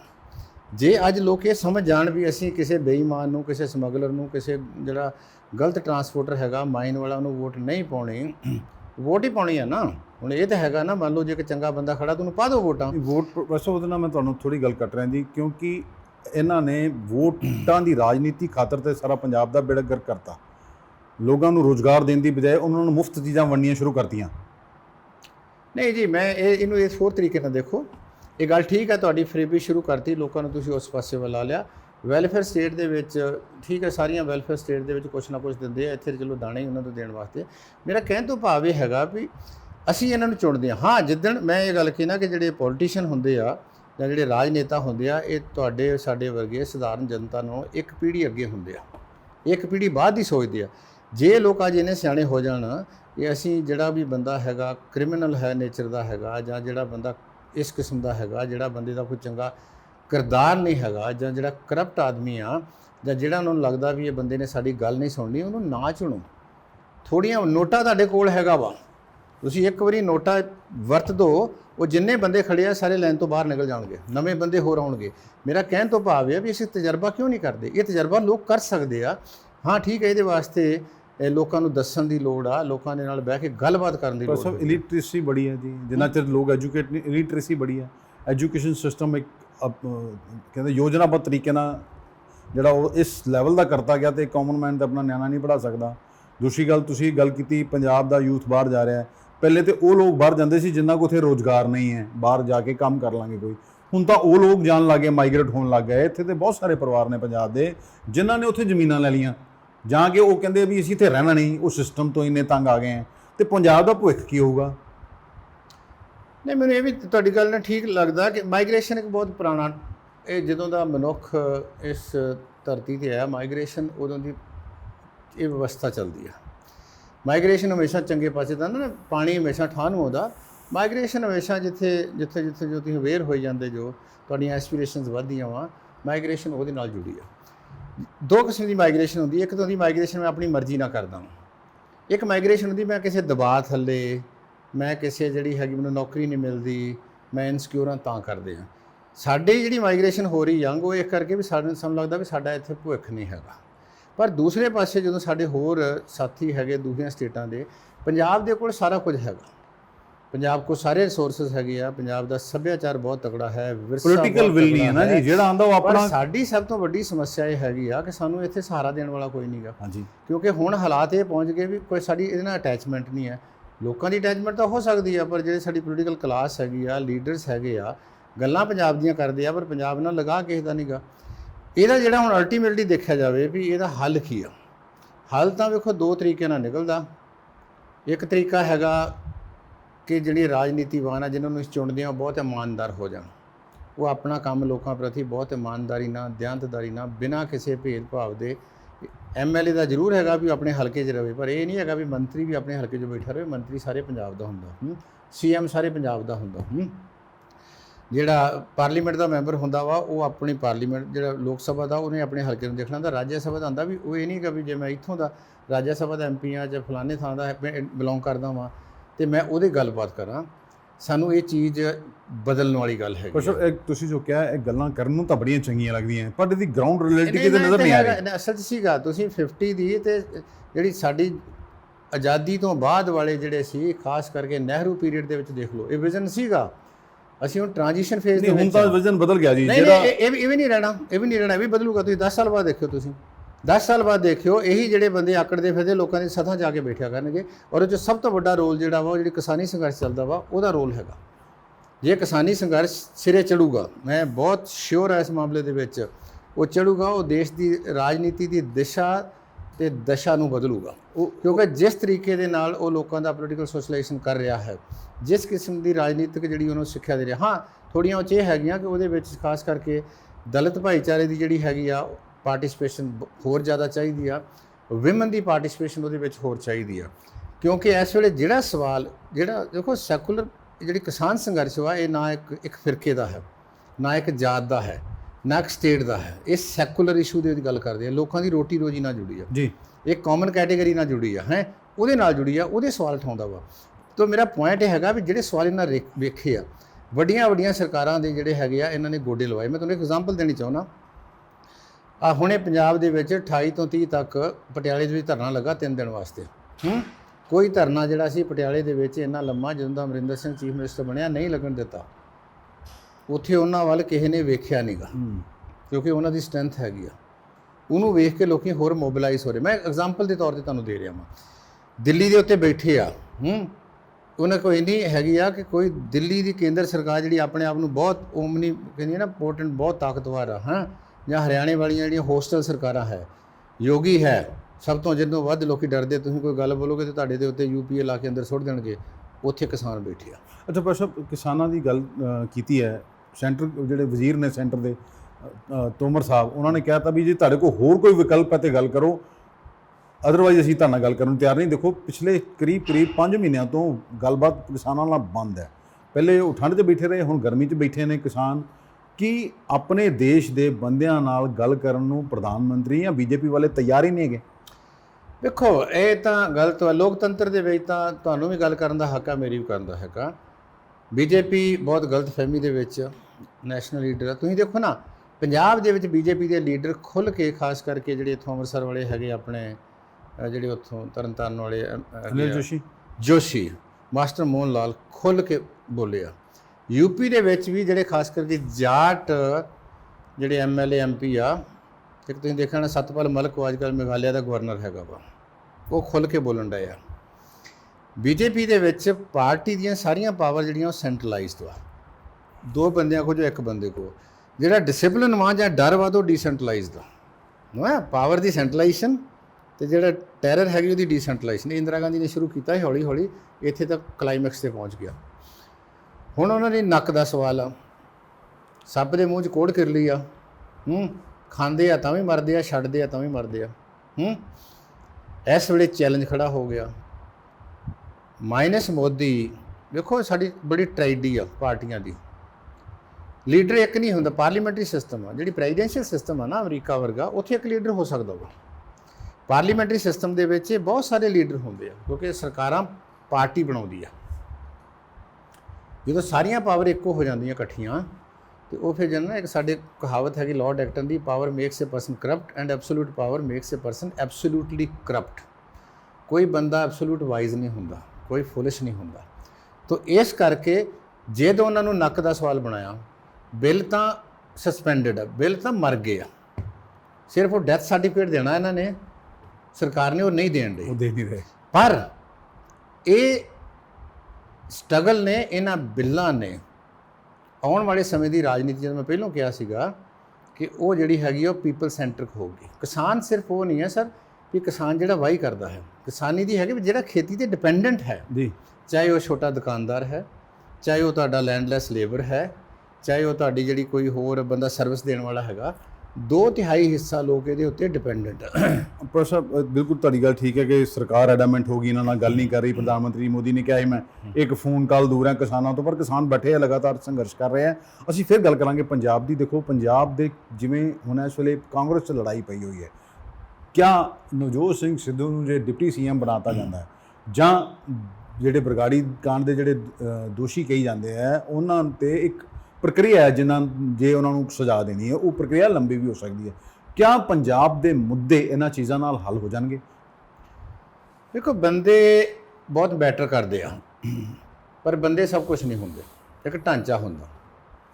ਡਿਪਟੀ ਸੀਐਮ ਬਣ ਕੇ ਕੀ ਬਣ ਜਾਊਗਾ? ਹੋ ਜਾਊਗਾ ਡਿਪਟੀ ਸੀਐਮ ਬਣ ਕੇ ਤੁਹਾਡਾ ਕੀ ਰੁਤਬਾ ਹੈ? ਪਾਰਲੀਮੈਂਟਰੀ ਸਿਸਟਮ ਦੇ ਵਿੱਚ ਜਿਹੜਾ ਚੀਫ ਮਿਨਿਸਟਰ ਹੁੰਦਾ ਜਾਂ ਪ੍ਰਾਈਮ ਮਿਨਿਸਟਰ ਹੁੰਦਾ ਵਾ, ਉਹ ਫਸਟ ਅਮੰਗ ਇਕੁਅਲਸ ਹੁੰਦਾ ਵਾ। ਇਹਨਾਂ ਦੀ ਕਲੈਕਟਿਵ ਰਿਸਪੌਂਸਿਬਿਲਟੀ ਆ। ਜੇ ਤਾਂ ਮੁੱਦਾ ਡਿਪਟੀ ਚੀਫ ਮਿਨਿਸਟਰ ਬਣਨ ਤੱਕ ਹੀ ਸੀਮਤ ਹੈ, ਫਿਰ ਤਾਂ ਪੰਜਾਬ ਦੇ ਮੁੱਦੇ ਹੋਰ ਵਾ, ਜਾਂ ਮੁੱਖ ਮੰਤਰੀ ਬਣਨ ਦੇ ਨਾਲ ਸੀਮਤ ਆ, ਫਿਰ ਮੁੱਦੇ ਹੋਰ ਆ। ਅਸਲ ਦੇ ਵਿੱਚ ਜਿਹੜੀ ਇਹਨੂੰ ਕਹਿੰਦੇ struggle for power, struggle for power ਕੀ ਹੈਗੀ ਕਿ ਜਿਹੜੀ ਪ੍ਰੈਜ਼ੈਂਟ ਲੀਡਰਸ਼ਿਪ ਹੈਗੀ ਆ, ਇਹਦੇ ਉੱਤੇ ਲੋਕਾਂ ਦੀ ਐਕਸੈਸ ਬਹੁਤ ਘੱਟ ਵਾ। ਅਮਰਿੰਦਰ ਸਿੰਘ ਸਾਹਿਬ ਨੂੰ ਪਤਾ ਹੈ ਕਿ may be because of his age ਉਹ ਪਿਛਲੇ ਲੰਮੇ ਸਮੇਂ ਦੇ ਉੱਤੋਂ ਲੋਕਾਂ 'ਚ ਨਹੀਂ ਵਿਚਰਿਆ। ਉਹ ਨੈਚੁਰਲੀ ਕਰੋਨਾ ਸੀਗੀ ਜੀ, ਪਰ ਦੂਸਰੇ ਪਾਸੇ ਸਾਡੇ ਕੋਲ ਇਹ ਵੀ ਲੀਡਰ ਹੈਗੇ ਆ, ਮਮਤਾ ਬੈਨਰਜੀ ਵਰਗੇ, ਕਿ ਜਿਹੜੇ ਇਹ 14-15 ਮਹੀਨੇ ਰਹਿ ਹੀ ਲੋਕਾਂ ਦੇ ਵਿੱਚ ਹੈਗੇ ਆ। ਨਹੀਂ, ਉਹ ਮਮਤਾ ਬੈਨਰਜੀ ਨੂੰ ਤੇ ਕੰਪੇਅਰ ਨਹੀਂ ਕੀਤਾ ਨਹੀਂ, ਮੈਂ example am giving that, he was the chief minister, ਹਾਂ, she was the chief minister, he is the chief minister. ਜੀ, ਉਹਨੇ ਇਲੈਕਸ਼ਨ ਜਿੱਤੀ ਆ, ਇਹਨੇ ਇਲੈਕਸ਼ਨ ਜਿੱਤਣੀ ਆ। ਉਹਦੇ ਖਿਲਾਫ ਡਿਸੀਡੈਂਟ ਸੀਗੇ, ਇਹਦੇ ਖਿਲਾਫ ਡਿਸੀਡੈਂਟ ਹੈਗੇ ਆ। ਤੁਸੀਂ ਵੇਖੋ ਬੰਦਿਆਂ ਦੇ ਫਰਕ ਪੈਂਦਾ। ਨਹੀਂ, ਉਹਨੇ ਤਾਂ ਦੇਖੋ ਨਾ ਜੀ, ਕਦੀ ਸੈਲਰੀ ਤੱਕ ਨਹੀਂ ਲਈ, ਉਹ ਬੁੱਕਸ ਲਿਖਦੀ ਹੈ, ਸਾਰੀਆਂ ਗੱਲਾਂ। ਮੈਂ ਕਹਿੰਦਾ ਵੀ ਸੈਲਰੀ ਤੇ ਇਹਨਾਂ ਦੀ ਇਹ ਲੈ ਲੈਣ, ਸੈਲਰੀ ਲੈਣ 'ਚ ਕੋਈ ਹਰਜ ਨਹੀਂਗਾ। ਇਹ ਸੈਲਰੀ ਤੇ ਖਲੋ ਜਾਣ, ਬਹੁਤ ਕੋਈ ਸਮੱਸਿਆ ਨਹੀਂ ਗੀ। ਇਹ ਗੱਲ ਹੈ ਵੀ ਨੀਤ ਕਿੱਦਾਂ ਸੁਧਾਰਦੇ ਆਪਣੇ, ਲੋਕਾਂ ਤੱਕ ਕਿੱਦਾਂ ਪਹੁੰਚਦੇ। ਹੁਣ ਜ਼ਮਾਨਾ ਰਾਜੇ ਮਹਾਰਾਜਿਆਂ ਵਾਲਾ, ਉਹ ਤਾਂ ਸਮਾਂ ਚਲਾ ਗਿਆ। ਹੁਣ ਹਰ ਕੋਈ ਬੰਦਾ ਕਹਿੰਦਾ ਮੇਰੀ ਗੱਲ ਸੁਣ, ਕਿਉਂਕਿ ਚੁਣਿਆ ਬੰਦੇ ਨੇ, ਵੀ ਹੈਵ ਦਾ ਰਾਈਟ। ਅਜੇ ਕੱਲ੍ਹ ਸਾਡੇ ਕੋਲ ਰਾਈਟ ਟੂ ਰਿਕਾਲ ਨਹੀਂ ਹੈਗਾ ਵੀ ਅਸੀਂ ਇਕੱਠੇ ਹੋ ਗਏ ਵੀ ਸਾਡਾ ਐਮਐਲਏ ਵਾਪਸ ਆ ਜਾਵੇ, ਉਹ ਸਾਡੇ ਕੋਲ ਨਹੀਂ ਹੈਗਾ। ਨੋਟਾ ਸਾਡੇ ਕੋਲ ਮਿਲਿਆ ਵਾ, ਟੇਕਨ ਫਾਰ ਗ੍ਰਾਂਟਡ ਨਹੀਂ ਹੋਣਾ ਚਾਹੀਦਾ। ਲੋਕਾਂ ਨੇ ਵੱਡਿਆਂ ਦੇ ਇਹ ਕੰਮ ਕਰ ਦਿੱਤਾ। ਅੰਦਰਲੀ ਸਟਰਗਲ ਹੈ ਇਹਨਾਂ ਦੀ, ਉਹ ਫਰਸਟ੍ਰੇਸ਼ਨ ਆ। ਫਰਸਟ੍ਰੇਸ਼ਨ ਦੇ ਕਈ ਕਾਰਨ ਆ। ਪਹਿਲੀ ਗੱਲ ਤਾਂ ਜਿਹੜੇ ਮੁੱਦੇ 2007 ਹੁਣ ਇਲੈਕਸ਼ਨ 'ਚ ਜਾਣੇ, ਇਹ ਤਾਂ ਕਰਕੇ ਲੜਾਈ ਪਈ ਆ ਵੀ ਹੁਣ ਇਲੈਕਸ਼ਨ ਆਉਣ ਵਾਲੀ ਹੈ 2011 ਦੇ ਵਿੱਚ, 2022 ਦੇ ਵਿੱਚ। ਅਕਾਲੀਆਂ ਨੂੰ ਲੋਕੀ ਪਿੰਡ ਨਹੀਂ ਵੰਡ ਦੇਣ ਡੈ ਪਏ, ਬੀਜੇਪੀ ਵਾਲਿਆਂ ਨੂੰ ਘਰੋਂ ਨਹੀਂ ਨਿਕਲਣ ਦੇਣ ਡੈ ਪਏ।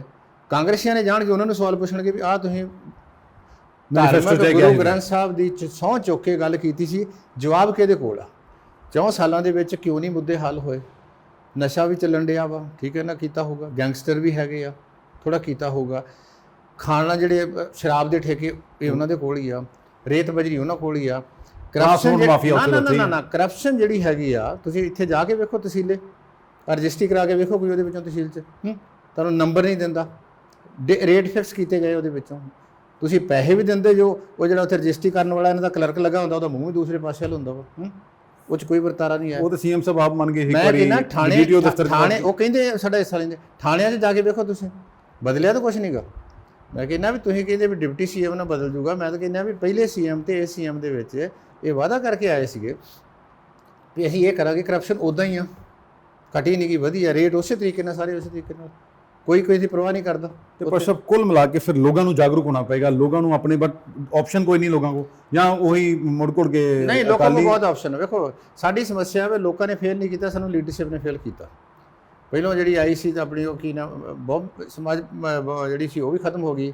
ਆਮ ਆਦਮੀ ਪਾਰਟੀ ਆਈ ਸੀ, ਇਹ ਬੰਦੇ ਉੱਥੋਂ ਵੀ ਨਿਕੰਮੇ ਨਿਕਲੇ। ਉਹ ਸਾਰਾ ਕੁਝ ਉੱਥੇ ਲੈ ਕੇ ਬੈਠਾ ਦਿੱਲੀ, ਉਹ ਤੇ ਪਾਰਟੀ ਦਾ ਹੈ ਹੀ ਨਹੀਂ ਗੀ, ਉਹ ਤੇ ਐਂਡ ਕੰਪਨੀ ਉਹਦੇ ਵਿੱਚੋਂ। ਤੁਸੀਂ ਆਪਣੇ ਲੋਕਾਂ ਦੇ ਉੱਤੇ ਵਿਸ਼ਵਾਸ ਕਿਉਂ ਨਹੀਂ ਕਰਦੇ? ਕਿਉਂ ਤੁਸੀਂ ਦਿੱਲੀ ਵਾਲੇ ਹੁਣ ਫਿਰ ਬੰਦੇ 2 ਦਿੱਲੀ ਵਾਲੇ ਲਾਤੇ? ਉਹ ਜ਼ਿਆਦਾ ਸਿਆਣੇ ਪੰਜਾਬ 'ਚ ਲੀਡਰ ਨਹੀਂ ਹੈਗੇ। ਜਿਹੜੇ ਤੂੰ ਉੱਥੋਂ ਲਾਉਂਦੇ ਉਹੀ ਨਾ ਜੋ ਬਸ ਲੋਕ ਜਾਣ ਕਿੱਥੇ। ਨਹੀਂ, ਮੈਂ ਗੱਲ ਕਰਦਾ ਨਾ, ਲੋਕੀ ਇਹੀ ਸਮੱਸਿਆ ਹੈਗੀ ਆ। ਤੀਸਰਾ ਆਲਟਰਨੇਟਿਵ ਨਿਕਲਦਾ, ਉਹ ਵੀ ਨਾਲ ਉਹਨਾਂ ਦੇ ਚੱਲ ਲੱਗ ਜਾਂਦਾ ਉੱਥੇ। ਤਾਂ ਇਹ ਜਿਹੜੀ ਘੁੰਮਣ ਘੇਰੀ ਜਿਹੜੀ ਹੈਗੀ ਆ, ਨਹੀਂ ਇਹ ਨਹੀਂ ਹੈਗਾ ਵੀ ਇਹਦਾ ਕੋਈ ਆਲਟਰਨੇਟਿਵ ਨਹੀਂ ਮਿਲੂਗਾ। ਸਮੱਸਿਆ ਇਹ ਹੈਗੀ ਆ ਵੀ ਇਹਨੂੰ ਆਲਟਰਨੇਟ ਨੂੰ ਕੱਢਣ ਵਾਲੇ ਜਿਨ੍ਹਾਂ ਕੱਢਣ ਦੀ ਕਿਸੇ 'ਚ ਦਮ ਨਹੀਂ ਹੈਗਾ, ਕੋਈ ਬਾਹਰ ਨਹੀਂ ਨਿਕਲਦਾ। ਅਕਾਲੀ ਦਲ ਵੱਖਰੇ ਹੋਏ ਆ, ਕਿਸੇ ਦੀ ਜ਼ਮਾਨਤ ਨਹੀਂ ਬਚਣੀ। ਜਿੰਨੇ ਮਰਜ਼ੀ ਤੁਰੇ ਫਿਰਨ ਉਹ ਫਸਲ ਕਰਕੇ, ਚਾਹੇ ਉਹ ਇੱਥੋਂ ਵਾਲਾ ਅਕਾਲੀ ਦਲ ਵਾ ਚਾਹੇ ਉੱਥੋਂ ਵਾਲਾ ਵਾ, ਸਭ ਜ਼ਮਾਨਤਾਂ ਜ਼ਬਤ ਹੋਣਗੀਆਂ ਇਹਨਾਂ ਦੇ ਵਿੱਚੋਂ। ਤੇ ਪਸ਼ਪ ਕੁੱਲ ਮਿਲਾ ਕੇ ਲੋਕਾਂ ਨੂੰ ਜਾਗਰੂਕ ਹੋਣਾ ਪਏਗਾ, ਤਾਂ ਹੀ ਕੋਈ ਗੱਲ ਬਣੇਗੀ। ਪਰ ਲੋਕਾਂ ਕੋਲੋਂ ਆਪਸ਼ਨ ਕੋਈ ਨਹੀਂ ਹੈ, ਸਵਾਲ ਉੱਥੇ ਦਾ ਉੱਥੇ, ਮੁੱਦੇ ਉੱਥੇ ਦੇ ਉੱਥੇ। ਮੁੱਦੇ ਉੱਥੇ ਨਹੀਂ। ਮੈਨੂੰ ਇਹ ਲੱਗਦਾ ਕਿ ਜਿਹੜਾ ਕਿਸਾਨੀ ਸੰਘਰਸ਼ ਵਾ ਜਦੋਂ ਲੌਜੀਕਲ ਐਂਡ ਤੇ ਜਾਊਗਾ, ਤੁਸੀਂ ਦੇਖਿਓ 2022 ਦੀ ਇਲੈਕਸ਼ਨ ਦੇ ਵਿੱਚ ਮਾਲਵੇ ਦੇ ਵਿੱਚ ਸਵਾਲ ਤਾਂ ਲੋਕੀ ਪੁੱਛਣਗੇ, ਪਰ ਇਹ ਜ਼ਰੂਰ ਹੈਗਾ ਕਿ ਜਿਸ ਤਰੀਕੇ ਨਾਲ ਸਾਨੂੰ ਦੋ ਚੀਜ਼ਾਂ ਤੋਂ ਆਸ ਹੈਗੀ ਆ ਜੇ ਅਸੀਂ ਕੋਈ ਚੇਂਜ ਚਾਹੁੰਦੇ, ਉਹ ਪੰਜਾਬ 'ਚ ਵੀ ਤੇ ਦੇਸ਼ ਦੇ ਉੱਤੇ ਵੀ। ਇੱਕ ਸਾਡੇ ਕਿਸਾਨ ਆ, ਇੱਕ ਸਾਡੀ ਯੂਥ ਆ, ਕਿਉਂਕਿ ਜਿਹੜੀ ਯੂਥ ਹੈਗੀ ਆ ਉਹ ਐਸਪੀਰੇਸ਼ਨਲ ਆ। ਯੂਥ ਮੈਂ ਕਹਿੰਦਾ ਜਿਹੜਾ 18 ਤੋਂ 30-32 ਸਾਲਾਂ ਤੱਕ ਹੈਗਾ ਵਾ, ਉਹ ਜਿਹੜੇ ਹੈਗੇ ਆ ਉਹ ਐਸਪੀਰੇਸ਼ਨਲ ਆ। ਉਹਨਾਂ ਦੇ ਜਾਤ ਪਾਤ ਵਾਲਾ ਪਾਸੇ ਵੋਟਾਂ ਪਾਉਣ ਦਾ ਅਸਰ ਘੱਟ ਆ ਉਹਨਾਂ ਦੇ ਉੱਤੇ। ਉਹ ਕਿਸੇ ਪਾਰਟੀ ਨਾਲ ਪੱਕੇ ਤੌਰ ਤੇ ਜੁੜੇ ਨਹੀਂ ਕਿ ਮੈਂ ਫਲਾਨੀ ਨਾਲ ਪੱਕੇ ਤੌਰ ਤੇ ਮੇਰਾ ਪਿਓ ਜੁੜਿਆ ਸੀ, ਉਹ ਨਹੀਂ ਜੁੜਿਆ ਹੈਗਾ। ਸਾਨੂੰ ਆਸ ਉਹਨਾਂ ਦੇ ਉੱਤੇ, ਔਰ ਇਹਦਾ ਕੋਈ ਨਾ ਕੋਈ ਬਦਲ ਜਿਹੜਾ ਵਾ ਕਿਸੇ ਨਾ ਕਿਸੇ ਲੈਵਲ ਦੇ ਉੱਤੇ ਇਹ ਇਵੋਲਵ ਹੋਊਗਾ, ਕਿਉਂਕਿ ਜਥੇਬੰਦੀ ਸਿਰਫ ਪੰਜਾਬ ਦੀਆਂ ਕਿਸਾਨ ਜਥੇਬੰਦੀਆਂ ਨਹੀਂ ਗਈਆਂ, ਨੈਸ਼ਨਲ ਲੈਵਲ ਤੇ ਕੋਈ 500 ਦੇ ਕਰੀਬ ਜਥੇਬੰਦੀ ਜਿਹੜੀ ਆ ਉਹਨਾਂ ਦੇ ਵਰਕਿੰਗ ਰਿਲੇਸ਼ਨਸ਼ਿਪ ਹੈਗੀ ਆ, ਉਹ ਕੰਮ ਕਰ ਰਹੇ ਆ। ਅਜੇ ਤੱਕ ਤਾਂ ਦੂਸਰਿਆਂ ਨੂੰ ਹਰਾਉਣ ਦਾ ਕੰਮ ਕਰ ਰਹੇ ਆ, ਤੇ ਜੇ ਉਹ ਹਰਾਉਣ ਦਾ ਕੰਮ ਕਰ ਰਹੇ ਆ ਤੇ ਕੱਲ੍ਹ ਨੂੰ ਉਹ ਜਿਹੜਾ ਆਪਣੇ ਵਾਲੇ ਪਾਸੇ ਵੱਲ ਵੀ ਹੋ ਸਕਦੇ ਆ, ਕਿਉਂਕਿ ਕੋਈ ਇਸ ਸਮਾਜ 'ਚ ਰਹਿ ਕੇ ਕੋਈ ਬੰਦਾ ਆਪੋਲੀਟੀਕਲ ਨਹੀਂ ਹੁੰਦਾ। ਕੋਈ ਕਹੇ ਨਾ ਮੈਂ ਰਾਜਨੀਤੀ ਨਾਲ ਮੇਰਾ ਕੋਈ ਸੰਬੰਧ ਨਹੀਂ, ਇਹ ਗੱਲ ਨੂੰ ਮੈਂ ਮੰਨਣ ਨੂੰ ਤਿਆਰ ਨਹੀਂਗਾ। ਹਰ ਬੰਦਾ ਰਾਜਨੀਤੀਵਾਨ ਹੈਗਾ, ਹਰ ਬੰਦਾ ਜਿਹੜਾ ਹੈਗਾ ਵਾ ਉਹ ਕਿਤੇ ਨਾ ਕਿਤੇ ਸਿਸਟਮ ਦਾ ਉਹਦੇ ਵਿੱਚੋਂ ਹਿੱਸਾ ਹੈਗਾ। ਤਾਂ ਇਸ ਕਰਕੇ ਸਾਡੇ ਜਿਹੜਾ ਫੋਕਸ ਉਹਦੇ ਵਿੱਚ ਇਹ ਹੈਗਾ ਕਿ ਜਿਹੜੀਆਂ ਕਿਸਾਨ ਜਥੇਬੰਦੀਆਂ ਹੈਗੀਆਂ ਜਾਂ ਜਿਹੜੇ ਹੋਰ ਲੋਕ ਜਿਹੜੇ ਹੈਗੇ ਆ, ਜੇ ਇਹਨਾਂ ਦਾ ਕੋਈ ਪਲੇਟਫਾਰਮ ਬਣਦਾ ਤੇ ਉਹਦੇ ਵਿੱਚੋਂ ਕੋਈ ਨਾ ਕੋਈ ਵੇ ਆਊਟ ਨਿਕਲ ਜੂਗਾ। ਪਰ ਲੋਕੀ ਘੱਟੋ ਘੱਟ ਇਹਨਾਂ ਦੇ ਉੱਤੇ ਸਵਾਲ ਸਾਰੇ ਚੁੱਕਣੇ ਸ਼ੁਰੂ ਕਰ ਦਿੱਤੇ। ਬਸ ਦਿੱਕਤ ਆਈ ਹੈ ਨਾ ਜੀ, ਲੋਕ ਸਵਾਲ ਪੁੱਛਦੇ ਹੀ ਨਹੀਂ। ਕਰਪਟ ਹੁੰਦਾ, ਸਭ ਨੂੰ ਪਤਾ ਹੈ, ਮਹਾ ਕਰਪਟ ਇਨਸਾਨ ਹੈ, ਉਹਨੂੰ ਹਾਰ ਪਾਉਂਦੇ ਆ, ਉਹਦੀ ਆਪ ਭਗਤ ਕਰਦੇ ਆ, ਉਹਦੇ ਤਾੜੀਆਂ ਮਾਰਦੇ ਆ। ਲੋਕ ਕਰਨ ਤੇ ਕਰਨ ਕੀ ਵਿਚਾਰੇ। ਨਹੀਂ ਸਰ, ਜਿਹੜੇ ਇਹ ਵੇਖੋ, ਇਹ ਤਾਂ ਕਾਕਸ ਬਣਿਆ, ਤਾੜੀਆਂ ਮਾਰਨ ਵਾਲੇ ਕਿੰਨੇ ਕੁ ਹੁੰਦੇ, ਉਹ ਵੀ ਉੱਦਾਂ ਦੇ ਹੁੰਦੇ, ਸਾਨੂੰ ਸਭ ਨੂੰ ਪਤਾ। ਇਹ ਠੀਕ ਹੈ, ਲੋਕਾਂ 'ਚ ਹੈਲਪਲੈਸਨੈਸ ਹੈ, ਮੈਂ ਤੁਹਾਡੀ ਇਹ ਗੱਲ ਨਾਲ ਸਹਿਮਤ ਹੈਗਾ। ਅਸੀਂ 70-75% ਲੋਕ ਤਾਂ ਰੋਟੀ ਰੋਜੀ 'ਚ ਜੁੜੇ ਆ, ਕੀ ਕਰੇ ਵਿਚਾਰਾ ਬੰਦਾ। ਮੈਂ ਵਾਪਸ ਆ ਗਏ, ਪਰ ਮੈਂ ਫਿਰ ਉਹ ਕਹਿੰਦਾ ਵੀ ਇੱਕ ਰਾਜਨੀਤਿਕ ਚੇਤਨਤਾ ਜਿਹੜੀ ਹੈਗੀ ਆ ਉਹ ਸਾਨੂੰ ਆਪਣੀ ਜ਼ਿੰਦਗੀ ਦਾ ਹਿੱਸਾ ਬਣਾਉਣਾ ਚਾਹੁੰਦਾ। ਮੈਂ ਕਹਿੰਦਾ ਸਾਰੇ ਪੋਲੀਟੀਕਲੀ ਐਕਟਿਵ ਨਹੀਂ ਹੁੰਦੇ, ਸਾਰੇ ਪਾਰਟੀਆਂ ਦੇ ਮੈਂਬਰ ਨਹੀਂ ਬਣਦੇ, ਸਾਰੇ ਉਹਨਾਂ ਦੇ ਗੱਲ ਹਾਰ ਨਹੀਂ ਪਾਉਂਦੇ, ਉਹ 2, 4, 5, 10% ਤੋਂ ਵੱਧ ਨਹੀਂ ਹੁੰਦੇ। 90% ਜਿਹੜੇ ਹੈਗੇ ਆ ਉਹਨਾਂ ਕੋਲ ਵੋਟ ਦਾ ਅਧਿਕਾਰ ਹੈਗਾ। ਫਿਰ ਕਿਸੇ ਨੂੰ ਇਹ ਨਹੀਂ ਪੁੱਛਦੇ ਵੀ ਤੂੰ ਪਹਿਲੇ ਤੇਰੇ ਕੋਲ ਜਦੋਂ ਤੂੰ ਐਮਐਲਏ ਨਹੀਂ ਸੀ ਜਾਂ ਮੰਤਰੀ ਨਹੀਂ ਸੀ, ਤੇਰੀ ਜਾਇਦਾਦ ਕੁਝ ਲੱਖਾਂ ਦੀ ਹੁੰਦੀ ਹੈ, ਤੇਰੇ ਕੋਲ ਕਰੋੜ, 50 ਕਰੋੜ, 20 ਕਰੋੜ, 100 ਕਰੋੜ ਕਿੱਥੋਂ ਆ ਜਾਂਦਾ, ਤੇਰੇ ਕੋਲ ਕਿਹੜਾ ਹਿੱਸਾ ਅਲਾਦੀਨ ਦਾ ਚਿਰਾਗ ਆ ਜਾਂਦਾ ਜਦੋਂ ਤੈਨੂੰ ਕੋਈ ਇੰਨੇ ਪੈਸੇ ਆ ਜਾਂਦੇ। ਕੌਣ ਪੁੱਛਦਾ ਇਹਨਾਂ ਨੂੰ? ਨਾ ਇਹਨਾਂ ਨੂੰ ਏਜੰਸੀਆਂ ਪੁੱਛਦੀਆਂ, ਨਾ ਲੋਕਾਂ ਕੋਲ ਤਾਂ ਵਿਚਾਰਿਆਂ ਕੋਲ ਏਜੰਸੀਆਂ ਇੰਸਟਰੂਮੈਂਟ ਆ। ਵੇਖੋ, ਕਦੀ ਆਸ ਨਾ ਰੱਖੋ ਪੁਲਿਸ ਵਾਲਿਆਂ ਤੋਂ, ਜਿੰਨਾ ਚਿਰ ਇਹੋ ਜਿਹੇ ਨਿਜ਼ਾਮ 'ਚ ਆਪਾਂ ਬੈਠੇ ਆ, ਕਦੀ ਆਸ ਏਜੰਸੀਆਂ ਤੋਂ ਨਾ ਰੱਖੋ। ਲੋਕੀ ਇੱਥੇ ਮੈਂ ਕਹਿੰਦਾ ਵੀ ਸਿਸਟਮ ਕਿੱਦਾਂ ਚੱਲੀ ਜਾਂਦਾ, ਇਹ ਹੁਣ ਕਹਿੰਦੇ ਸਾਡਾ ਕੰਮ ਚੱਲੀ ਜਾਂਦਾ, ਉਹ ਲੋਕੀ ਪੈਸੇ ਦੇ ਕੇ ਕੰਮ ਚਲਾਈ ਜਾਂਦੇ ਆ। ਤੁਸੀਂ ਜਿੱਥੇ ਜਾਣਾ ਆਪਣਾ ਪੈਸਾ ਦਿੱਤਾ, ਕੰਮ ਚੱਲ ਗਿਆ, ਸਿਫਾਰਿਸ਼ ਵੀ ਕਰਾਉਣੀ ਪੈਂਦੀ ਨਾਲ। ਨਹੀਂ ਚਲੋ ਸਿਫਾਰਿਸ਼ ਹੋ ਗਈ, ਸਿਸਟਮ ਨੂੰ ਲੱਗਦਾ ਵੀ ਮੇਰਾ ਕੰਮ ਚੱਲੀ ਗਿਆ ਹੈ, ਚਲੋ ਥੋੜਾ ਬਹੁਤਾ 2, 4, 5% ਉੱਦਾਂ ਚੱਲ ਗਿਆ ਉਹਦੇ ਵਿੱਚੋਂ ਕਰਕੇ। ਜਿੱਥੇ ਜਿਹੜਾ ਇਹ ਕਿਉਂਕਿ ਨਿਜ਼ਾਮ ਤੇ ਚੱਲੀ ਜਾਂਦਾ, ਜੇ ਮੰਨ ਲਓ ਤੁਸੀਂ ਕੋਈ ਸਰਟੀਫਿਕੇਟ ਬਣਾਉਣਾ ਇੱਥੋਂ ਤੇ ਉਹ ਸਰਟੀਫਿਕੇਟ ਜੇ ਤੇ ਨਹੀਂ ਬਣਦਾ ਫਿਰ ਤਾਂ ਰੌਲਾ ਪਊਗਾ ਵੀ ਸਿਸਟਮ ਬੰਦ ਹੋ ਗਿਆ। ਤੁਸੀਂ ਆਪਣੇ ਤਰੀਕੇ ਨਾਲ ਸਰਟੀਫਿਕੇਟ ਬਣਾ ਕੇ ਲੈ ਕੇ ਆਉਂਦੇ ਹੋ, ਵੇ ਆਊਟ ਹੈਗਾ ਉਹਦੇ ਵਿੱਚੋਂ, ਕਿਉਂਕਿ ਇਹਦੇ ਵਿੱਚ ਉਹ ਜਿਹੜਾ ਇਹ ਬਣਿਆ ਨਾ, ਇਹ ਸਿਸਟਮ ਨੂੰ ਚਲਾਉਣ ਵਾਸਤੇ, ਜਿਹਨੂੰ ਇੰਦਰਾ ਗਾਂਧੀ ਕਹਿੰਦੀ ਸੀ ਵੀ corruption wheel is a grease which runs the wheels of the administration, ਵੀ ਇਹ ਕਰਪਸ਼ਨ ਗ੍ਰੀਸ ਦਾ ਕੰਮ ਕਰਦੀ ਆ ਜਿਹਦੇ ਨਾਲ ਮਸ਼ੀਨਰੀ ਤੁਰੀ ਰਹਿੰਦੀ ਹੈ। ਇਹ ਇਸੀ ਸੈਟ ਦਿਸ ਜਿਹੜੀ ਹੈਗੀ ਸੀ ਉਹਦੇ ਵਿੱਚੋਂ ਆਪਣੇ ਕਿਸ ਸਮੇਂ ਦੇ ਵਿੱਚ, ਤਾਂ ਹੁਣ ਇਹ ਚੱਲੀ ਜਾਂਦੀ ਉਹਦੇ ਵਿੱਚੋਂ। ਪਰ ਪੁਆਇੰਟ ਉੱਥੇ ਖਲੋਤਾ ਕਿ ਲੋਕਾਂ 'ਚ ਡਿਸਸੈਟਿਸਫੈਕਸ਼ਨ ਬਹੁਤ ਵਧੀ ਜਾਂਦੀ, ਇਸੇ ਕਰਕੇ ਲੋਕ ਇਹਨਾਂ ਨੂੰ ਜੁੱਤੀਆਂ ਮਾਰਦੇ ਆ, ਇਸੇ ਕਰਕੇ ਲੋਕ ਇਹਨਾਂ ਨੂੰ ਡੰਡੇ ਮਾਰਦੇ ਆ। ਤੁਸੀਂ ਦੇਖਿਆ ਹੋਣਾ ਪਿਛਲੀਆਂ ਚੋਣਾਂ ਦੇ ਵਿੱਚ ਜਿਹੜੇ ਵੱਡੇ ਲੀਡਰ ਆ ਉਹਨਾਂ ਨੂੰ ਲੋਕੀ ਉਹਨਾਂ ਦੇ ਗਲ ਪਏ ਆ, ਉਹਨਾਂ ਦੀ ਕਾਰਾਂ ਦੇ ਡੰਡੇ ਮਾਰੇ ਆ। Few people are there. ਨਹੀਂ, ਮੈਂ ਕਹਿੰਦਾ ਉਹਨਾਂ ਨੂੰ ਮੁਰਦਾਬਾਦ ਕਹਿ ਕੇ ਪਿੰਡਾਂ 'ਚੋਂ ਭਜਾਇਆ ਜਾਂਦਾ। ਹੁਣ ਇਸ ਵੇਲੇ ਕੀ ਹੋ ਰਿਹਾ ਪੰਜਾਬ 'ਚ, ਕਾਂਗਰਸ ਕਿਉਂ ਜਿਹੜੀ ਇਹ ਮੁੱਦੇ ਰੇਸ ਕਰਨ ਰਹੀ ਆ? ਕੋਈ ਵੀ ਪੋਲੀਟੀਕਲ ਪਾਰਟੀ ਦਾ ਲੀਡਰ ਜਿਹੜਾ ਹੈਗਾ ਇਸ ਵੇਲੇ ਪਿੰਡ ਦੀ ਸੱਤ ਹੈ, ਉਹ ਕਾਂਗਰਸੀ ਹੋਵੇ। ਬੀਜੇਪੀ ਵਾਲਿਆਂ ਦੀ ਤਾਂ ਗੱਲ ਹੀ ਛੱਡ ਦਿਓ, ਅਕਾਲੀਆਂ ਦਾ ਥੋੜ੍ਹਾ ਬਹੁਤਾ ਚਲੋ ਠੀਕ ਆ, ਕਰ ਲਓ, ਘੱਟ ਕਰ ਲਓ, ਅਜੇ ਕਿ ਉਹਨਾਂ ਕੋਲ ਪੂਰੀ ਸੰਗਠਨ ਹੈਗਾ। ਕਾਂਗਰਸ ਵਾਲੇ ਵੀ ਆਪਣੇ ਹਲਕੇ 'ਚ ਜਾ ਕੇ ਬਹਿ ਕੇ ਲੋਕਾਂ ਦੇ ਵਿੱਚ ਗੱਲ ਨਹੀਂ ਕਰ ਰਹੇ। ਉਹ 5-7 ਸਿਪਾਹੀ ਨਾਲ ਲੈ ਕੇ ਉਹਨੂੰ ਗ੍ਰਾਂਟ ਚੈੱਕ ਫੜਾਤਾ, ਉੱਥੋਂ ਫੋਟੋਆਂ ਲਵਾ ਲਈਆਂ। ਕਿਸੇ ਨਾਲ ਵੀ ਤੁਸੀਂ ਐਮਐਲਏ ਨਾਲ ਗੱਲ ਕਰਕੇ ਵੇਖੋ, ਭਾਈ ਤੂੰ ਬਿਨਾਂ ਇਹਦੇ ਤੋਂ ਜਾ ਕੇ ਕਿਸੇ ਸੱਸ 'ਚ ਬਹਿ ਸਕਦਾ, ਜਾ ਕੇ ਆਰਗੂ ਕਰ ਸਕਦਾ? ਹੋ ਸਕਦਾ 5-10 50% ਲੋਕ ਹੋਣ ਉਹਦੇ ਵਿੱਚੋਂ। ਪਰ ਪਹਿਲੇ ਦੇਖਿਆ ਗਿਆ ਸੀ ਵੀ ਇਹਨਾਂ ਦਾ ਸੀਮਤ ਇਹ ਸੀਗਾ ਵੀ ਹਰ ਆਫਿਸ 'ਚ ਇਹਨਾਂ ਦਾ ਕੰਟਰੋਲ ਹੈ, ਜਿਵੇਂ ਤੁਸੀਂ ਪਹਿਲੇ ਕਿਹਾ, ਚਾਹੇ ਉਹ ਥਾਣਾ ਹੈ, ਚਾਹੇ ਉਹ ਤਹਿਸੀਲ ਹੈ, ਚਾਹੇ ਉਹ DTO ਦਫ਼ਤਰ ਹੈ, ਚਾਹੇ ਉਹ ਕਾਰਪੋਰੇਸ਼ਨ ਹੈ। ਪਰ ਹੁਣ ਇਹਨਾਂ ਦਾ ਕੰਟਰੋਲ ਕੋਈ ਕੋਰਟ ਦਾ ਆਰਡਰ ਹੋ ਜਾਂਦਾ ਉਹਦੇ ਵਿੱਚ ਵੀ ਦਖਲਅੰਦਾਜ਼ੀ ਕਰਨ ਲੱਗ ਗਏ ਹੈ, ਇਹ ਕੰਮ ਨਹੀਂ ਕਰਨ ਦਿੰਦੇ ਕਿਸੇ ਨੂੰ। ਇਹ ਲਈ ਸੰਸਥਾਵਾਂ ਇੰਸਟਰੂਮੈਂਟ ਆ, ਇਹ ਸਟੇਟ ਕੋਲ ਇੰਸਟਰੂਮੈਂਟ ਹੁੰਦੇ ਆ। ਅਸੀਂ ਇਹਨਾਂ ਦਾ ਸਾਰਾ ਕਿਰਦਾਰ ਜਿਹੜਾ ਵਿਗਾੜ ਕੇ ਰੱਖ ਦਿੱਤਾ। ਸੰਵਿਧਾਨ 'ਚ ਕਿਸੇ ਦਾ ਕੋਈ ਯਕੀਨ ਨਹੀਂ ਹੈਗਾ। ਹੁਣ ਤਾਂ ਕੋਈ ਵੀ ਗੱਲ ਕਰਨੀ ਸੰਵਿਧਾਨ ਤੋਂ ਅਗਲੇ ਪਾਸੇ ਜਾ ਕੇ ਕਰੋ ਹੈ। ਫਿਰ ਇਹ ਜਿਹੜੀਆਂ ਦੇਖੋ ਸੰਸਥਾਵਾਂ ਚੱਲਦੀਆਂ ਹੁੰਦੀਆਂ ਜਿਹੜੀਆਂ ਤੁਹਾਡੀਆਂ, ਜਾਂ ਤਾਂ ਇੰਸਟੀਟਿਊਟ ਚੱਲਦੀਆਂ ਵਾ, ਤੁਸੀਂ ਲਾਅ ਦੇ ਉੱਤੇ ਚਲਾ ਲਓ, ਜਾਂ ਤੁਹਾਡਾ ਚੱਲਦਾ ਟ੍ਰੈਡੀਸ਼ਨ ਜਿਹੜੀਆਂ ਉਹਦੇ ਉੱਤੇ ਚੱਲੋ। ਹੁਣ ਨਾ ਤਾਂ ਕਾਨੂੰਨ ਚੱਲਦਾ, ਨਾ ਸਾਡੀ ਟ੍ਰੈਡੀਸ਼ਨ ਹੈਗੀ ਆ। ਤਕੜੇ ਦਾ ਸਤੀ ਵੀ 100 ਵਾਲਾ ਕੰਮ ਹੈਗਾ ਉਹਦੇ ਵਿੱਚੋਂ। ਪਰ ਇਹਨਾਂ ਸਾਰਿਆਂ ਦੇ ਬਾਵਜੂਦ ਵੀ ਵੱਡੀ ਗਿਣਤੀ 'ਚ ਲੋਕ ਲੜ ਰਹੇ ਆ, ਬੜੇ ਬੜੇ ਤਕੜੇ ਸਿਸਟਮ ਦੇ ਨਾਲ ਲੜ ਰਹੇ ਆ ਆਪਣੇ ਤਰੀਕੇ ਦੇ ਨਾਲ। ਚਾਹੇ ਉਹ RTI ਦੇ ਤਰੀਕੇ ਨਾਲ ਲੜ ਰਹੇ ਆ, ਚਾਹੇ ਉਹ ਅਖਬਾਰਾਂ 'ਚ ਲਿਖ ਕੇ ਲੜ ਰਹੇ ਉਹਦੇ ਵਿੱਚੋਂ, ਚਾਹੇ ਉਹ ਕੋਈ ਧਰਨਾ ਲਾ ਰਿਹਾ ਵਾ, ਚਾਹੇ ਕੋਈ ਡੈਮੋਨਸਟ੍ਰੇਟ ਕਰ ਰਿਹਾ ਵਾ, ਚਾਹੇ ਲੋਕਾਂ ਨੂੰ ਮੋਬਿਲਾਈਜ਼ ਕਰ ਰਿਹਾ। ਇਹ ਪ੍ਰੋਸੈਸ ਨਾਲ ਚੱਲੀ ਜਾਂਦਾ ਉਹਦੇ ਵਿੱਚੋਂ। ਤੋ ਇਸ ਕਰਕੇ ਕਿਸੇ ਸਮੇਂ ਕਿਹੜਾ ਪੱਖ ਭਾਰੀ ਹੁੰਦਾ, ਕਿਸੇ ਸਮੇਂ ਕਿਹੜਾ ਪੱਖ ਭਾਰੀ ਹੁੰਦਾ। ਪਰ ਮੈਨੂੰ ਲੱਗਦਾ ਵੀ ਇਹ ਜਿਹੜੀ ਇਹਨਾਂ ਦਾ ਦਬਦਬਾ ਹੈ, ਜਾਂ ਜਿਹੜੀ ਇਹ ਮੋਨੋਪੋਲੀ ਇਸ ਵੇਲੇ, ਮੈਨੂੰ ਇਹ ਲੱਗਦਾ ਕਿ ਜਿਹੜਾ ਪੋਲੀਟੀਕਲ ਕਲਾਸ ਆ, ਜਾਂ ਪੋਲੀਟੀਕਲ ਇਹਨੂੰ ਆਪਾਂ ਕਹਿ ਦਈਏ ਲੋਕ ਹੈਗੇ ਆ, ਇਹ ਬਹੁਤ ਇਨਸਿਕਿਉਰ ਹੋ ਗਏ। ਇਹ ਬਹੁਤ ਜ਼ਿਆਦਾ ਸਿਕਿਉਰ ਨਹੀਂ ਹੈਗੇ ਵੀ ਮੈਂ ਹੁਣ ਇਲੈਕਸ਼ਨ ਜਿੱਤ ਲਈ, ਮੈਂ ਟੇਕਨ ਫਾਰ ਗ੍ਰਾਂਟਡ ਆ, ਇੱਦਾਂ ਨਹੀਂ ਹੈਗਾ। ਇਹਦੇ ਵਿੱਚੋਂ ਇਹਨਾਂ 'ਚ ਵੀ ਇਨਸਿਕਿਉਰਿਟੀ ਹਾਈ ਹੈ। ਉਹਦੇ ਲਈ ਆਪ ਜ਼ਿੰਮੇਦਾਰ ਨੇ। ਨਹੀਂ, ਮੈਂ ਗੱਲ ਕਰਦਾ ਜੀ, ਪਹਿਲਾਂ ਹੁੰਦਾ ਸੀ ਟੇਕਨ ਫਾਰ, ਮੇਰਾ ਬਾਬਾ ਸੀ, ਮੈਂ ਵੋਟਾਂ ਪਾ ਦੇਣੀਆਂ। ਕਿਸੇ ਸਮੇਂ 'ਚ ਹੁੰਦਾ ਇੱਕ ਸਲੋਗਨ ਵੀ ਹੁੰਦਾ ਸੀਗਾ, ਵੋਟਾਂ ਵੇਲੇ ਬਾਪੂ ਕਹਿੰਦੇ ਮਗਰੋਂ ਸਾਡੀ ਸਾਰ ਨਾ ਲੈਂਦੇ, ਵੀ ਪਿੰਡਾਂ 'ਚ ਨਹੀਂ ਵੜਦੇ ਹੁੰਦੇ। ਹੁਣ ਘੱਟੋ ਘੱਟ ਭੋਗਾਂ ਦੇ ਜਾਂਦੇ। ਉਹ ਇਹਨਾਂ ਦਾ ਕੰਮ ਨਹੀਂ ਭੋਗਾਂ ਦੇ ਵਿਆਹਾਂ ਦੇ ਜਾਣ ਦਾ, ਇਹਨਾਂ ਕੰਮ ਹੁੰਦਾ ਪੋਲੀਟੀਕਲ ਐਕਟੀਵਿਟੀ ਜਾਣ ਦਾ। ਤਾਂ ਇਹ ਇੱਕ ਸਟੈਪ ਅੱਗੇ ਤੁਰੇ ਆ। ਪਰ ਇਹਦੇ ਨਾਲ ਹੀ ਜਿਉਂ-ਜਿਉਂ ਲੋਕਾਂ 'ਚ ਫਰਸਟ੍ਰੇਸ਼ਨ ਵੱਧਦੀ ਆ, ਜਿਉਂ-ਜਿਉਂ ਲੋਕਾਂ ਦੇ ਵਿੱਚ ਇਹਨਾਂ ਦੇ ਮੈਂ ਗੱਲ ਦਾਅਵੇ ਨਾਲ ਕਹਿ ਸਕਦਾ, ਤੁਸੀਂ ਪੁੱਛੋ ਲੋਕਾਂ ਨੂੰ, ਇਹ ਸਵਾਲ ਪੁੱਛੋ ਟਰਸਟ ਦੇ ਉੱਤੇ ਵੀ ਤੁਹਾਡਾ ਜਿਹੜੀਆਂ ਇਹ ਲੋਕ ਹੈਗੇ, ਹੋਰ ਟਰਸਟ ਜਿੱਦਾਂ ਆਪਾਂ ਪਾਰਲੀਮੈਂਟ ਦੀ ਗੱਲ ਕਰਦੇ ਹੋਰ ਕਰਦੇ ਹਾਂ, ਅਤੇ ਕਿੰਨਾ ਟਰਸਟ ਹੈਗਾ ਵਾ। ਸਭ ਤੋਂ ਘੱਟ ਜਿਹੜਾ ਲੋਕਾਂ ਦਾ ਟਰਸਟ ਆ, ਵਿਸ਼ਵਾਸ ਆ, ਜਿਹੜੀ ਪੋਲੀਟੀਕਲ ਕਲਾਸ ਆ, ਚਾਹੇ ਉਹ MLA ਆ, ਚਾਹੇ ਉਹ MP ਆ। ਇਹਦੇ ਵਿੱਚ ਚੰਗੇ MLA MP ਜਿਹੜੇ ਉਹ ਵੀ ਰਗੜੇ ਜਾਂਦੇ ਆ, ਕਿਉਂਕਿ ਇਹ ਹੁਣ ਨਾ ਕਹਿੰਦੇ ਨਾ ਨੈਸੈਸਰੀ ਈਵਲ ਆ, ਇਹ ਤੋਂ ਬਿਨਾਂ ਸਿਸਟਮ ਨਹੀਂ ਚੱਲ ਸਕਦਾ। ਅਤੇ ਪ੍ਰੋਫੈਸਰ ਤੁਸੀਂ ਹੋਰ ਕੁਝ ਦੱਸਣਾ ਚਾਹੋ ਵੀ ਕਿ ਢਾਂਚਾ ਕਦੀ ਸੁਧਾਰ ਹੋਏਗਾ, ਤੁਹਾਨੂੰ ਕੀ ਲੱਗਦਾ ਹੈ? ਨਹੀਂ, ਮੈਂ ਬਹੁਤ ਆਸ਼ਾਵਾਦ ਬੰਦਾ, ਸੁਧਾਰ ਆਊਗਾ, ਕਿਉਂ ਨਹੀਂ ਆਊਗਾ, ਆਉਂਦਾ ਸੁਧਾਰ ਆ ਵੀ ਰਿਹਾ ਵਾ। ਇਹ ਨਹੀਂ ਹੋ ਰਿਹਾ ਵੀ ਆਪਾਂ ਦੇਖਿਆ ਜਾਵੇ ਲੋਕਾਂ ਦੀ ਤਾਕਤ। ਹਾਂ, ਉਹੀ ਹੈਗਾ ਕਿ ਜੇ ਲੋਕ ਇਕੱਠੇ ਹੁੰਦੇ ਆ, ਲੋਕ ਯੂਨਾਈਟਿਡ ਹੁੰਦੇ, ਤੁਸੀਂ ਦੇਖੋ ਕਿੱਦਾਂ ਲੋਕੀ ਸਟਰਗਲ ਕਰਦੇ ਆ। ਅਨਫੋਰਚੂਨੇਟਲੀ ਪੰਜਾਬ ਦੇ ਵਿੱਚ ਇਸ ਕਿਸਮ ਦਾ ਕੋਈ ਜਿਹੜੀਆਂ ਲੋਕਲ ਲੈਵਲ ਦੇ ਉੱਤੇ ਮੋਬਿਲਾਈਜੇਸ਼ਨ ਨਹੀਂ ਹੈ। ਪਰ ਮੈਨੂੰ ਤਾਂ ਇਸ ਵੇਲੇ ਸਭ ਤੋਂ ਵੱਡੀ ਜਿਹੜੀ ਆਸ ਆ, ਜਿਹੜਾ ਸਾਡਾ ਕਿਸਾਨੀ ਸੰਘਰਸ਼ ਹੈਗਾ ਵਾ, ਉਹਦੇ ਉੱਤੋਂ ਬਹੁਤ ਵੱਡੀ ਆਸ ਹੈਗੀ ਆ ਕਿ ਉਹਨਾਂ ਜਿੱਡਾ ਵੱਡਾ ਮੋਰਚਾ, ਜਿਹੜੇ ਵੱਡੇ ਮੁੱਦੇ ਲੈ ਕੇ ਉਹਨਾਂ ਜਿਸ ਤਰੀਕੇ ਦੇ ਨਾਲ ਇੰਟਰਨੈਸ਼ਨਲ ਲੈਵਲ ਦੇ ਉੱਤੇ ਇਹਨਾਂ ਮੁੱਦਿਆਂ ਦੇ ਉੱਤੇ ਉਹਨਾਂ ਦਾ ਧਿਆਨ ਖਿੱਚਿਆ ਵਾ, ਅਤੇ ਜਿਹੜੀ ਸਰਕਾਰ ਕੇਂਦਰ ਦੀ ਹੈਗੀ ਆ, ਉਹਨੂੰ ਜਿਸ ਤਰੀਕੇ ਨਾਲ ਉਹਨਾਂ ਨੇ ਮਤਲਬ ਬੈਕ ਫੁੱਟ 'ਤੇ ਲਿਆਂਦਾ ਵਾ, ਇਹ ਆਪਣੇ ਆਪ ਵਿੱਚ ਬਹੁਤ ਵੱਡੀ ਜਿਹੜੀ ਇੱਕ ਇਹਨਾਂ ਦੇ ਪਾਸੇ ਇੱਕ ਐਫਰਟ ਆ। ਅਤੇ ਇਹ ਐਫਰਟ ਜਿਹੜੀ ਆ ਅਲਟੀਮੇਟਲੀ ਰੰਗ ਲਿਆਊਗੀ, ਔਰ ਰੰਗ ਲੈ ਵੀ ਆਂਦਾ। ਬੰਗਾਲ ਦੀ ਐਗਜ਼ਾਮਪਲ ਦੇ ਸਕਦੇ ਹਾਂ। ਹਰਿਆਣੇ ਦੇ ਵਿੱਚ ਸਰਕਾਰ ਇਸ ਵੇਲੇ ਜੇ ਦੂਸਰਾ ਮੁੱਖ ਮੰਤਰੀ ਜਹਾਜ਼ ਨਹੀਂ ਤਾਰ ਸਕਦਾ, ਮੰਤਰੀ ਉਦਘਾਟਨ ਨਹੀਂ ਕਰ ਸਕਦਾ, ਅਤੇ ਇਸ ਵੇਲੇ ਸਰਕਾਰ ਜਿਹੜੀ ਉਹ ਵੀ ਉੱਥੇ ਨਾ ICU ਦੇ ਵਿੱਚ ਪਈ ਆ। ਕਿਸਾਨ ਪਰਚੇ ਦਰਜ ਹੋਏ 307 ਦੇ ਜਾਂ ਹੋਰ ਕਰਕੇ ਧਰਨਾ ਲਾ ਕੇ ਥਾਣਿਆਂ ਦੇ ਵਿੱਚ ਉਹ ਪਰਚੇ ਜਿਹੜੀਆਂ FIR ਜਿਹੜੀਆਂ ਹੈਗੀਆਂ ਵਾ ਉਹ ਕੈਂਸਲ ਹੋ ਰਹੀਆਂ। ਔਰਤਾਂ ਦੀ ਜਿਹੜੀ ਪਾਰਟੀਸਪੇਸ਼ਨ ਆ ਉਹ ਵੱਧ ਰਹੀ ਆ, ਯੂਥ ਦੀ ਪਾਰਟੀਸਪੇਸ਼ਨ ਵੱਧ ਰਹੀ ਆ।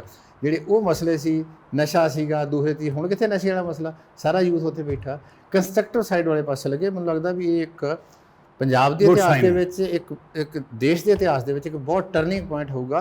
मैं तो बहुत आसवंद भी तो बहुत चंगी राजनीति की शुरुआत होगी। धन्यवाद हमारे साथ बात करने के लिए। प्रोफेसर जगरूप सिंह सेखों ने बताया कि लोगों को जागरूक होना होगा। जो नेता हैं उनसे कुछ उम्मीद मत रखिए, वो खुद तो मालामाल होते जा रहे हैं, लेकिन आखिरकार जनता को क्या मिला, उनसे सवाल पूछिए। जो वायदे उन्होंने किए थे क्या वो पूरे किए हैं? पंजाब में खुद लड़ाई मची हुई है। अब क्या नवजोत सिंह सिद्धू मात्र डिप्टी CM बनना ही उनका सपना है? क्या उसके बाद तमाम मुद्दे हल हो जाएंगे? ये तो आने वाला समय ही बताएगा। अमृतसर से D4 न्यूज़ के लिए दीपक भंडारी की खास रिपोर्ट।